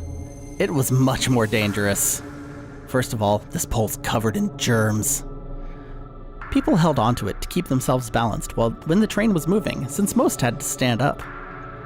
Sometimes the train was so packed you were squeezed like sardines against one another, and it was pretty damn hard to breathe well. I oftentimes didn't need to hold onto it because I mastered the art of spreading my weight over my legs. All I had to do was open them a bit wider than usual and stand perpendicular to our directional movement. By shifting my weight accordingly, I could fight off the pull of gravity, and then I didn't have to hold on to those things. Immortal against those damn germs. An endless war against the train pole germs. The station was completely deserted outside. There was absolutely no one I could see. The same could be said for the other side too. Both sides were empty. Normally, trains passed on both sides as well. But if what Jasmine said was true, the fact this one didn't move and the fact no other passed by was very strange. Still, my destination was right outside of the train. Perhaps I'd better understand what I was seeing out there. The walls were covered in metal plates, too. This wasn't what the stations looked like normally. Hey, Jasmine, how's it going? So, you fell asleep, right? I know I said woke up, but I really didn't. I sat down and everyone instantly vanished. It was instantaneous, like I keep telling you. That's pretty whack. I know, right? I couldn't believe what she was saying. She definitely fell asleep, but she's too proud to admit it. I looked outside of the train through one of the windows. There was no telling which station this was. Why is it not moving? Why is it not moving away? Are we at the end of the line? Our stop's way earlier than that. It would be such a bummer if that was the case. I don't know why it's stuck here, but I don't think we missed our stop. For some reason, I think this is it. On one hand, the fact it's not moving is weirding me out. On the other, it means we didn't miss our stop, so maybe it's a blessing in disguise? Maybe something happened, they evacuated the area, and we just missed it. If that's the case, we should hurry outside then. Whatever it is, it's not something we need to worry about too much. Nothing's happened for several minutes. But, and consider this, if it was an earthquake, for example, maybe we're just between two tremors. We should hurry out of here. Oh, there are no earthquakes here. Where do you think we live? In Montreal? That's where you live, at least. Anyway, there are no earthquakes here. Take your time, nothing else is happening. I don't know if Montreal gets earthquakes, I'm sorry. I am unaware of the earthquake situations in most regions. I know where I live doesn't have any, and so if there was one, it would be extremely bad. But we also don't have a subway, so... Okay, I'm ready to go. Finally. I've been waiting for you even if you were asleep because I didn't really want to go without you. What if the doors closed behind me, right? Yeah, good thinking. Now that we're done, let's go. We both stepped outside of the train. I looked at the strange plates on the walls for a few moments until something snapped me back. The doors to the train closed behind me, which made me turn around quickly. It's going away now? My question fell on deaf ears as Jasmine and I watched it roll away. Soon, it was gone, just like that. Should we have stayed inside? I don't think so, no. That may sound strange, but I have a feeling... Was it waiting for us to leave before doing the same? Trains don't wait for people, Jasmine. It's the people who wait for trains. At any rate, I also noticed something strange earlier. She pointed at me. Before I could act indignant, I took a look behind myself and noticed a welcoming committee of two was coming toward us. Was she pointing at them? No, she was definitely pointing at me. Directly at my neck, in fact. But that could wait. For now, I stared at the two who were coming up to us. They were strange enough that I would have considered her words were meant for the two of them. Oh, hey. The first of the duo was an old man. He looked so old, his hair was entirely white. No, wait, there was a slight grayish tint to it, too. Maybe he was in his 60s, maybe 70s? His outfit was all sorts of strange. Hunched over, he wore several layers, a white shirt, a gray vest with golden stripes, and 2 metallic shoulder pads. He also had a bag at his side. Oh, hello. The one accompanying him was much younger. I couldn't see most of her face, so I couldn't tell just how young, but from how she looked, she might have been in her 20s too, just like Jasmine, Marco, and I. However, there was a clear difference between us. Namely, she was adorned with very strange things. There was a headset on her, along with that facial plate mask. Was she playing some sort of game? Stranger even was the rest of her outfit. I don't know about that. It made me think of Japanese shrine maidens? Again, I don't know. It wasn't exactly clear what the dress was supposed to be, but it was a sharp contrast to the technology on her head. Now, young man, it's rude to stare, you know. I averted my eyes for a moment while Jasmine took the lead. Hello. Sorry to bother you, but we're kind of lost, and... Of course, I understand. We are in the same predicament as you, I'm afraid. We were starting to believe we would be the only ones here, but you arrived in a train much like us. We had been discussing about investigating when you came out, and now the train is gone. Right. So, anyway, my name is...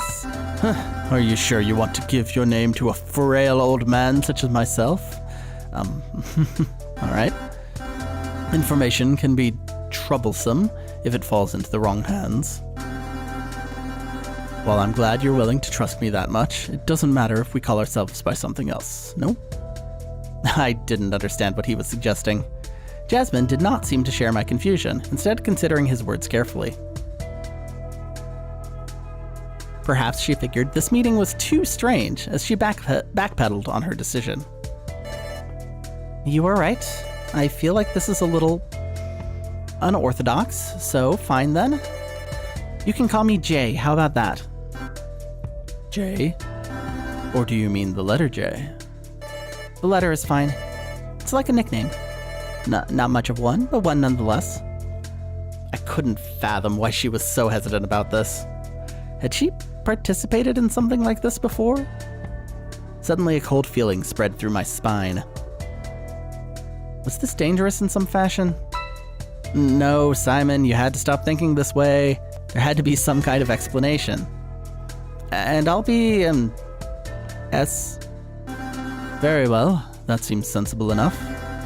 The lady at my side will be E in that case.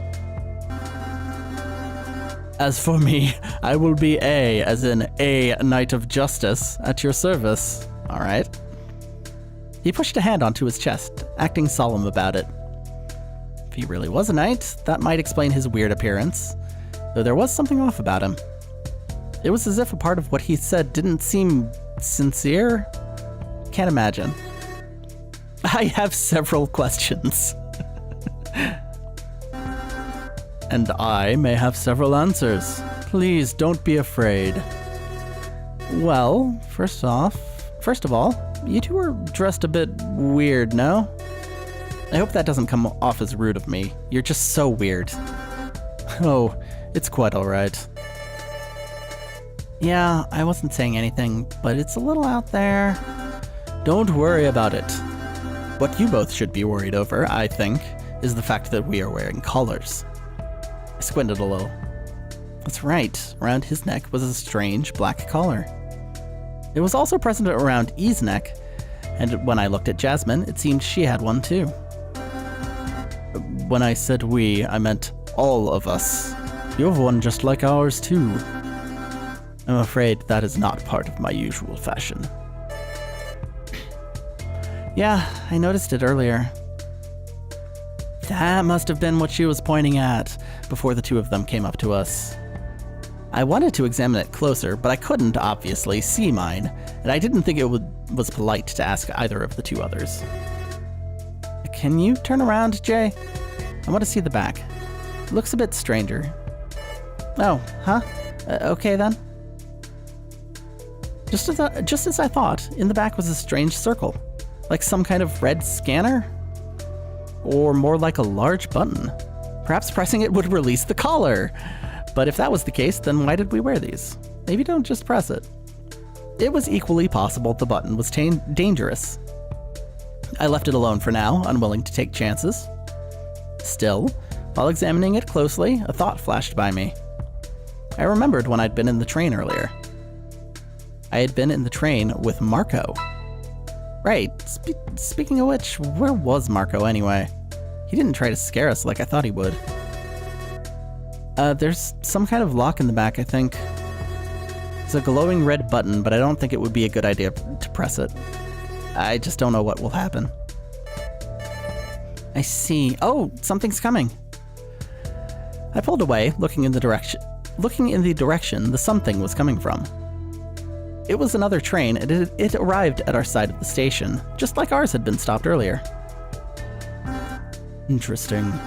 I can see two men in this one. Jasmine, A, and I went over to the window to stare. The only one who hadn't moved at all was E. In fact, she hadn't spoken even once ever since the two of them came up to us. But all of those thoughts were dispelled when I noticed one of the two men inside the train was Marco. The other was a large, buff man. He didn't look particularly young. I could tell because he was a redhead, even if his hair had several long streaks of gray hair scattered throughout. Neatly combed on one side, the other was a bit more of a mess. So it was like that when we arrived too? Think we need to open these doors? I don't see how we could do it, but let's try, I guess.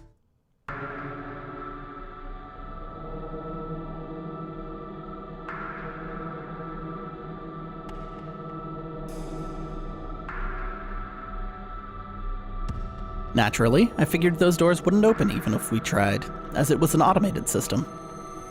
Yet, we still decided to have a look around the train. Just in case. Alright, let's look around just in case.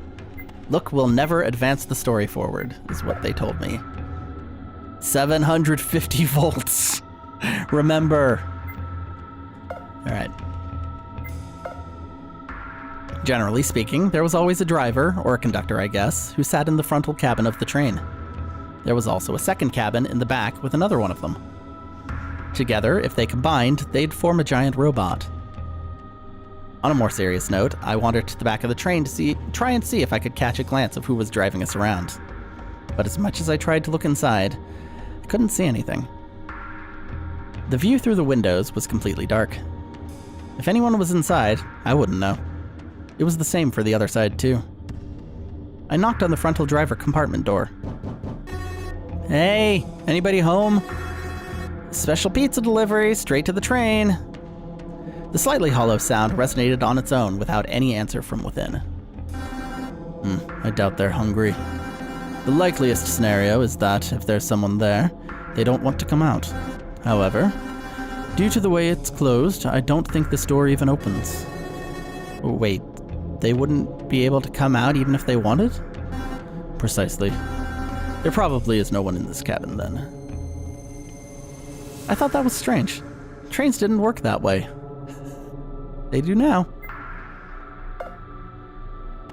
Sometimes, the best solution to a problem was a direct one. I went to the door as my first pick and tried to see if there was any way for my fingers to fit underneath to pull them open. I don't think that's gonna work. Jasmine saw what I was trying to do, and I had to admit she was right. I reluctantly let go of it. What now then? Let's regroup and think about it again. Alright. And what is... I guess there's some sort of connecting thing? There was a tiny bit of space in this area. If I wanted, I could have dropped down to the rails below between the train and the side of the station itself. I really wanted to go there so I could look at the train from up close, but that was ridiculously dangerous for a few reasons. First off, the rails were electrified to 750 volts, so if I touched them directly, I'd definitely be incinerated. The voltage was no joke. 750. Second of all, if I went down there, I could get hit by the train if it took off again. That's just a risk I didn't want to take. Both of those were shitty deaths, and I at least had enough self-respect to want to die another way. So much for that. Maybe it would have helped, but too dangerous, for sure. However, the fact that the middle of the compartment was otherwise made of a rubbery substance gave me an idea. Hey, Jay! Come over here. This is softer, maybe we can break through? No, even I can tell that's not gonna work. It might be rubbery, but that's just so it allows the train to turn. If it's wide open inside, which it is... She pointed at the opening between the compartments. Then it has to be solid and hermetically closed. Even if it's softer, I doubt we could break through this part. I crossed my arms as Jasmine continued examining the spot, even if nothing came of it. Alright. I guess there's just one thing to do, and that's talk to our friend and our new friends. Or not. I was about to talk to the others when something interrupted me. As soon as I moved, the train's doors finally opened. Almost immediately, the older man walked out. He looked at us with a frown. For a second, he looked as if he was going to speak, but he went off on his merry way alone instead. Hello? Talk about rude. I muttered the last part under my breath to avoid aggravating him. A man that size you just didn't screw around with. Seemed as though he and Marco had woken up during our search, as the latter followed behind, exiting the train similarly to the mountainous man. Hey, Simon! He looked joyful to see me, but almost instantly, Jasmine frowned and put her hand over his mouth. Shh. This place is all sorts of weird. We're not using our real names, just aliases. Right now, he's going by S and I'm J. Okay? Marco looked at her with all the surprise in the world before he nodded, acknowledging her request. After making sure he understood, the girl let go of him. In a way, I was a little annoyed that my name was now known to Old Man A and Eccentric Girl E, but that's just how these games roll. Sometimes you're just the Junpei. However, neither seemed bothered in the least. There is no cause for worry. Of course, I've heard your name, but it is not something that preoccupies me. I would not be much of a knight of justice if I were I to backstab you now, would I? I wanted to make sure neither of them would spill the beans, just so I could stay on level with the rest of the field. But first, I needed a bit more information. I've been wondering, do you two know each other? You introduced her, so... Oh, unfortunately, the companion at my side is unable to do so herself, because as you may be able to see, she is unable to. Unable to what? Unable to be unable? Unable to see, of course. And she is also unable to hear. She is both blind and deaf, making communication rather difficult. Thankfully, we have devised a way to do so quickly and easily. Okay, how? I don't actually know how this works. He reached for her hand, which she took without hesitation. Their fingers then touched in strange ways. I tried to make sense of it. Was it some kind of tactile alphabet? The whole process took around a minute, after which she lit up. Hello to you Hello to you three. It is as he says, I am unable to see or hear, but I can still talk. It was the first time she spoke since she came by us. Her voice was kind of soft. It was even softer than soft, in fact. It was melodious. It resonated within me. All right. I looked at the others to see if they had the same effect, but Marco was simply waiting for things to happen, and Jasmine was otherwise unaffected. They didn't seem to get the same effect from it then. Something else struck me as odd. Despite the fact that she was blind and deaf, she could speak extremely well. If she had been disabled since birth, it would be much stranger. That probably meant she hadn't always been. But I didn't want to press into a complete stranger's past. Not yet, anyway. Acknowledging her words, I nodded at E. I immediately rectified my behavior when I remembered she couldn't see. Oh, sorry, I nodded, but, you can't see, so wait. Embarrassment struck again, this time forcing me to bring a hand behind my head to awkwardly rub it in derision. Jasmine was finding my reactions funny. At least someone was having fun. You do understand what I mean by making communication difficult now. He touched his hands once again, and the girl beamed, apparently understanding the predicament. This must have happened to her countless times. If anything, she didn't look annoyed by it. So anyway, sorry to interrupt, but what's going on here? Jasmine and A filled him in on the subject of our presence here. Meanwhile, I had to look around the place, trying to see what the mountainous stranger had been up to. He was alone, next to the big door in the wall, examining the little consoles next to it. The more I looked at him, the more he looked frustrated with them.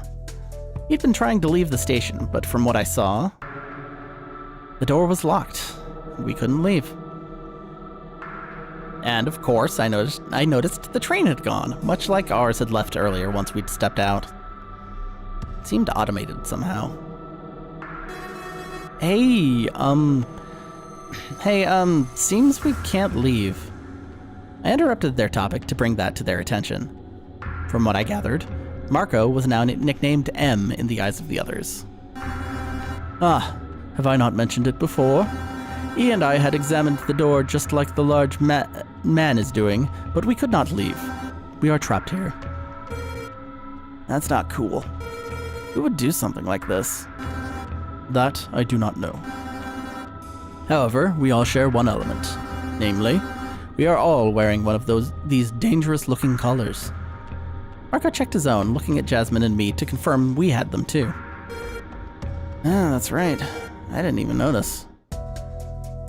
And then another train arrived, interrupting our conversation. How many of these trains are going to get here? We're 6 here already. But if we all arrived in pairs, then we'd be 8?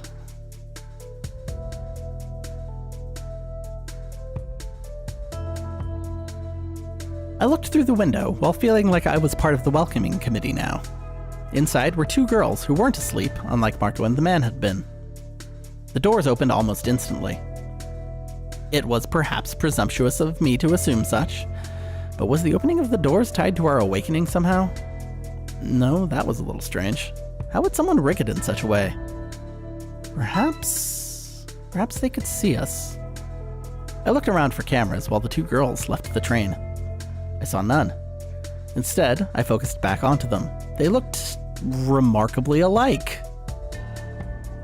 They sure did. One of them was fiercer looking, and she stood in front. The other was a little nervous, halfway hiding behind who I assumed was her sister. Don't worry, young ladies. We are in a strange predicament, but we are not hostile. I can assure you. Yeah, this is still weird, but don't worry. We're not tied to whatever this is. Probably. Welcome, by the way. Marco smiled at them. He was a little awkward. He always was awkward around strangers, but perhaps there was another reason this time. I didn't pursue it, and instead tried to help calm down the teenagers. Yeah, it's okay. We're all in the same boat here. They really didn't look reassured at all for some reason. The old man cleared his throat before extending a metaphorical hand to them. Due to our circumstances, we have chosen to call ourselves by nicknames. I am A, this lovely girl by my side is E, this boy is S, there is M, and the pink lady is J. What may we call you? The twin in front spoke after a moment of hesitation. My name is H, and my sister is G, then. Right afterwards, the man who'd previously ignored us approached again. He either wasn't a fan of being excluded, despite the fact that it was his own doing, or he noticed the group grew big enough for him to care about it. So, what the fuck is going on here? Why can't I leave? We are currently attempting to make sense of this situation, so perhaps we should do so together, don't you think? The man thought about it. His presence was frightening the twins, who clammed up again. But first, we could use something to call you by. Surely you must have heard our nicknames, yes? It's a whole thing. Yep, I frankly don't care about what you call me, or what name I give. So I guess you can call me Ray. That's good enough. The train had long gone by that point. No other came by. I wonder if this meant we were a complete group now. We had a Joker, an old man, twins, a childhood friend, a disabled girl, and the big idiot. Oh, and I was there too. The big idiot was Ray, of course. For some reason, I felt as though his head might have been a little empty with the way he acted. He even bellowed at us post-introductions, asking us to check around again for a way out. We did so begrudgingly, but the fact of the matter was clear. There was no way out. Well, that wasn't quite right. There were two ways out. The first was ridiculous. If somehow the television screen allowed us to pass into another dimension... Nah, there was no Midnight Channel for us. That wouldn't happen. The only other way was to take the train, so through the tunnel. However, that was dangerous. Hey, I found a locked gate here. One of the twins called to us. Deep inside a dark maintenance hallway right next to the tunnel, there was a locked gate. Its bars were thick. What do you think this means? It means it's locked. Use your eyes, you got someone like the e-girl over there. Can't you just break through it? He attempted to do so. Great. His big build allowed him to ram into it with such force, and yet, other than a loud reverberating smash, there had been no effect. The door remained firmly locked. The hell is this door? It's like the other in the metallic wall. They're so fucking solid. Unless we're fine throwing ourselves onto the tracks, I guess we're stuck here for now. Let's deliberate on what to do amongst ourselves, okay? It was then decided that we'd split up a little, talk about what to do, and reconvene. Jasmine and Marco split up from the rest, and I was going to follow up on them, but A stopped me. A is very talkative. Would you kindly speak to each of our little groups to get their opinion on how to proceed? Well, I guess. Have you correctly pegged me as the main character? You think it would help them make up their minds faster? Yes. As much as I wish to give everyone their space, we need to be sure of what we're doing sooner and not later. I understood what he meant. We couldn't stay here forever. With a nod, I left him to head over to my friends. Actually, I wasn't bound to that. Perhaps I could just speak to someone else instead. I figured I could go check up on the twins, Ray, or my friends. There was the option of talking to A again, but that was possibly just a waste, as I'd talked to him just now, I remember. I couldn't hide my curiosity over the duo he formed with E, though. Okay. Well, let's start with A. Ray, I'm sorry, not A, Ray. How are you doing, Ray? I approached Ray. He didn't look very welcoming. So what's your idea? Think we should go through the tunnel? Maybe. There's nothing else to do. I ain't fucking staying here any longer than I need to. I was on my way 5 stations deeper, and this is such a huge waste of time. He held onto his wrist with his other hand. I noticed something was hidden under its cuff. Do you have a watch? Can you tell the time? What? Don't you have a phone? You younglings all have that nowadays, no? I checked my pockets. I did have a cell phone, but not a smartphone. Either way, it wasn't there, so I had neither now. You lost it? Ugh. Fine, it's... He looked at his watch. It's close to 6 p.m. What the hell is this cacophony? I was curious about what he meant, but I noticed it very quickly. The screen in the back of the station was being noisy. It was covered with white noise, too. I looked at him and, seeing the others gathering back up in front of it, we both went toward it to understand what was to come. When I joined the others, I quickly made an inventory of everyone's states of being. The twins were holding their hands over their ears, since the noise was pretty loud. Honestly, I was close to doing much of the same. Jasmine and Marco watched it, waiting expectantly. Of everyone, they were the calmest of the bunch. Ray was being aggravated by it. His hands were curled up in fists, as if he was about to punch the thing into next Tuesday. E didn't seem any different than usual. Granted, she was deaf, which explained why she couldn't hear it. A was slightly nervous, despite his usual countenance. I prepared myself for what would be shown, both of my hands closing in fists. Once the noise cleared up, someone showed up on the screen. Yep, there's our mascot. It's the robes are pretty reminiscent of what one of the characters just found themselves in near the end of 999.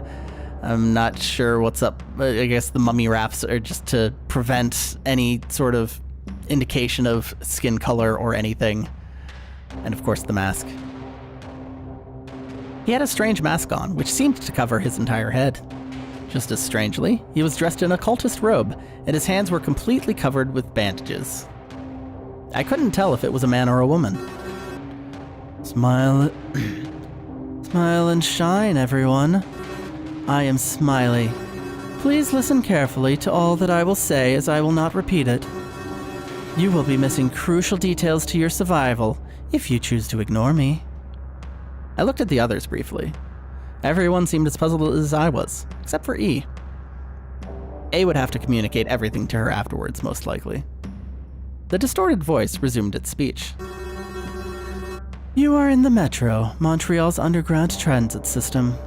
Much like how Montreal survives on its population, you are my lifeblood. Your goal is to win this game, we will play together. The dating game. I understand. A game cannot be won without a set of predefined rules, so 3 will be given to you, as many as the laws of robotics. The first one will follow this brief explanation over an important element. You all have a collar with a number on each of them, specifically the numbers 1 through 8. To see those numbers, you will need someone else to push the red button on the back, which is when it will temporarily appear. This collar is extremely important, as it is both your salvation and your demise. Numbered collars, haven't seen that before. You are 8 participants, but none of you can, as you are now, pass through any of the numerous gates leading back outside. The reason is simple. Your collars do not show the number 9. This would be rule number 1. To escape this place, you must team up with an additional person. If you break this rule by leaving through one of the many scanner gates before you find them, you will be severely punished. Presumably, you cannot have the person who is number 6 just like stand on their hands and walk out that way. I would assume that's not going to work. So, we have to find a 9th person, team up with them, and then we can leave. Shh, it's important. Miley continued as if this was only a recording. Once you figure out the person who will help you leave, 2 among you will be allowed to do so. As for rule number 2, it is closely tied with the name of this game. The dating game, as you may have realized if you remembered how you arrived here, is meant to bring you to numerous situations, in pairs. On every single station, except for the one you are currently on, you are forbidden to enter the staircase with more than one partner. Breaking this rule will instantly punish you as well. Even though you can take the train and stop at any station, the train will not leave unless you have solved the station it stops at, or a group of 2 leaves the train and the door closes behind them. In essence, you must solve each station as they come. For now, you may only go in one direction, unless you would like to take your chances by crossing over the rails. I would strongly suggest against it. It is not forbidden, but if a train should arrive at the same moment, your death will be a terrible accident. It's locking our progress. And for rule number 3, it is more of a piece of information than a rule. If you are to be punished, it will always be in the same way. Decapitation. The word sent a tremor of anxiety throughout the group. H and G were both horrified. Jasmine was staring blankly, and Marco's arms were crossed. On the other side, A was frowning, and Ray was fuming angrily. I did say that the collars were two things, your salvation and your demise. The interior has a feature you cannot see from the outside, a red lining, which is the demise part.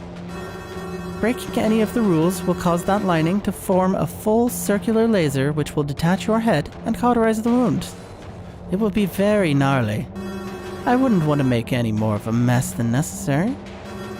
As part of this rule, you are also forbidden from breaking this collar. If it determines enough force is applied, it will punish you. I believe I have spoken long enough. Please do not underestimate the collars you wear. They are made of a nigh indestructible alloy. Even the strongest among you will not survive their punishment. Let us wish you never see me again on screen again. Let us wish you never see me again. Let us wish you never see me on a screen again, because my smile is a smile which can kill. And just like that, the screen shut down. Everyone seemed rather panicked. Sweat was dripping off my forehead at the thought that this was actually real, and I had a death machine installed around my neck. We're gonna die, aren't we? It's okay, sis. I'll protect you against that chuckle fuck. Well, this sucks big time. Can anybody here call a helicopter? You think a helicopter is going to help? You moron, we're underground if you didn't notice. Hey, I was just making a joke. Is this the time to make a joke? Alright, so G is the shy one and H is the aggressive one. Got it. It is of no use to lose our calm, everyone. I agree. We can't let this bother us, or we've already lost. Please don't panic until we make a sense of this. But Ray disregarded her words, instead reaching for his collar. He slid his thumbs underneath it with great effort, as the collar was snug against his neck. Fuck that, I'm gonna destroy this bullshit collar. I don't care what the smiling fuckhead told us. This shit is tiny and should break in seconds. But wait, that's really not a good idea. But he was already pulling on it. Almost immediately, the back of his collar lit up like a red alarm. He instantly released it, realizing that it was, indeed, a strong alloy. Ah, fuck! I'm not dying here, you hear me? Stop this shit right now, I get it! Everyone watched from the sidelines, but ultimately, the alarm stopped.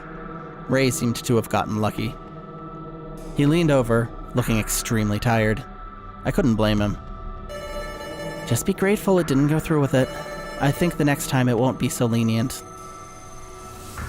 Ray grumbled something, but I changed the subject to something more important to the matter at hand, while he went to punch the door, without any results. Do you guys notice how he spoke? It was like a recording, like that was said a while ago. What's the problem with that? I sure wouldn't want to do this live if it was me doing it. I'd be stressed out like hell. No. Consider the reason why it's set that way. Let's foment distrust between us. What if it's because he's among us? I realized that might have not been the most intelligent thing to say, as panic rippled throughout the group. Everyone looked at each other, not sure who to trust. A came back from his talk with E. He'd told her what Smiley said, most likely. That is possible. I suppose we will need to keep our eyes open then. That was ironic coming from him. That guy, he kind of has Gray's build, doesn't he? Maybe it's him? Why would I put myself into a death trap? Think before you speak. My name's not Gray, it's Ray. You said two dumb things back to back. I thought it was pretty good for a joke, at least. Maybe the twin was trying to lift the mood a little. Jasmine sighed very loudly and shook her head.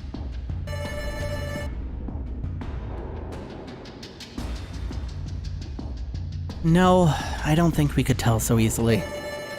The fact they looked big only means it could be any of us wearing a number of things to appear bigger. Could be, for example, S wearing a bunch of foam under a robe to appear bigger, standing on stilts to appear taller. And then you've been had, thinking it's Ray. Yeah, that. See? She's not dumb, at least. But more importantly, I know none of you trust anyone else now, but we need to do what he says. We need to check our collars and take the train.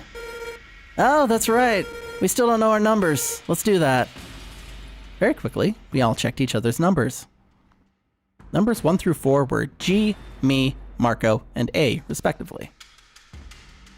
H, Ray, E, and Jasmine were numbers 5 through 8. I'm gonna take a screenshot of this, actually. Hold on. I'm gonna lose track of that real fast. There we go. Just as we thought, no one had the number 9. Strangely, too, our collar numbers also had a color. G had green, I had blue, Marco had orange, A had yellow, H had aqua, Ray had white, E had red, and Jasmine had purple. We're doing both the 999 and VLR at the same time, apparently. Of course it wouldn't be so easy, huh? What are these weird colors? It wouldn't be much of a game if we could solve it in seconds. While we checked our colors, a train slowly arrived at the station. Its doors opened like a yawning abyss representing our futures. After several moments of inertia, I asked what everyone was thinking. Is the train waiting for us? Jasmine stared at me accusingly. I shrugged in retaliation. I was the one who opposed that thought earlier, but maybe it was true? Well, we don't have a choice. I don't think anybody really wanted to go down the tunnel earlier, and this is safe enough, at least. Ray grunted in dissatisfaction. Let's split into 4 groups of 2 then. I think, for many of us, this will be rather easy to determine. Fuck that. If I end up with that smiley fuckhead, what if they get me, huh? You're the one who's afraid of that? But no, you're wrong. It's safer this way, actually, because listen. If we're in groups of 2 and someone comes back alone, what does it mean, you think? That's right. The only one who comes back will be super suspicious. I don't think anyone will act out if we all take a station at the same time, which means this is the best course of action. Marco changed the subject, inquiring about our location instead. The side of the station. It's going toward the north side, right? It wouldn't make sense if it went the other way, that's true. We're going north then. We'd been heading toward the north earlier, after all. If we left the train, we were on the east side of the station. Let's go in. If we stay here too long, we'll die of hunger or dehydration, or even worse if something else happened. Maybe like, ease up a little bit. We just got here. Like a fight breaking out, I thought. With Ray around, that was possible. He already looked angry again. The sooner we're out, the earlier we can return to our lives, right? For now, at the very least, I'm in favor of doing what Smiley says. Otherwise, we can't get out right now. You get it, Ray? H, G, you both good? What about you, A? Are you good with E? All of them nodded. The groups all naturally split up amongst those who arrived together. H went with G, A was the only one who could communicate with E, so he went with her, and for us, it was actually more complicated. I could go with Jasmine or Marco, but Ray would be alone. However, if we were meant to split up depending on our links, that meant I needed to go with Marco. What sort of link could Jasmine and Ray have shared? Hey, Earth to S, respond. Huh?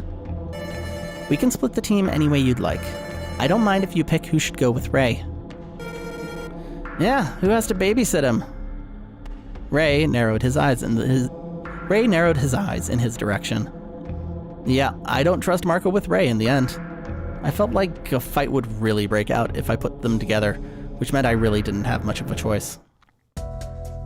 I felt like Jasmine could handle whatever Ray threw her way, so I went with Marco. All right, I guess I'm not making that decision.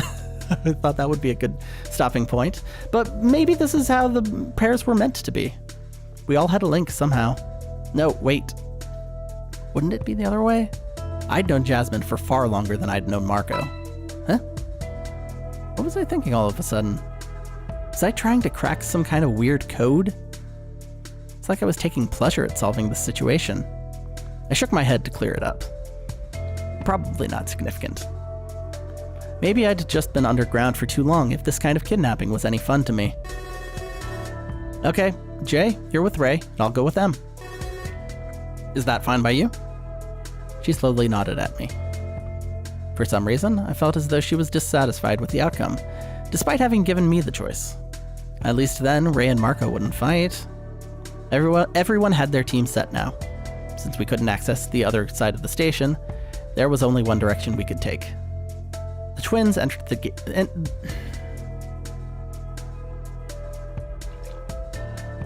The twins entered the train first. After noting it wasn't moving yet, my group followed suit. I figured the system was automated to some degree, or maybe the mastermind behind all this could see us. Shiver ran up my spine at that thought. Were there scanners on the doors or something? Cameras we couldn't see? Suddenly, I grew very self-conscious. Don't think too much about it. I did it earlier and, well, things didn't go well for my head. She sighed in discouragement, closing her eyes for a moment. I wordlessly agreed with her.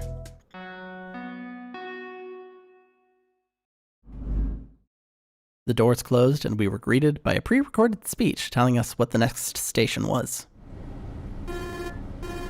Gardmanger, that word. With all of this, I had almost forgotten. The train had French diction here. It seemed as the next station was whatever that was. Normally, I'd just sit down and stare blankly at the wall to see which one of us would blink first. But since we were just a handful, I figured some chatter wouldn't hurt. The real question was about the best topic to pick. Alright, well, I was hoping there would be like some sort of big dramatic ending point to that scene, but it appears we are not going to have that. We had that with the initial big shocking reveal of Jay's death, which absolutely will not take.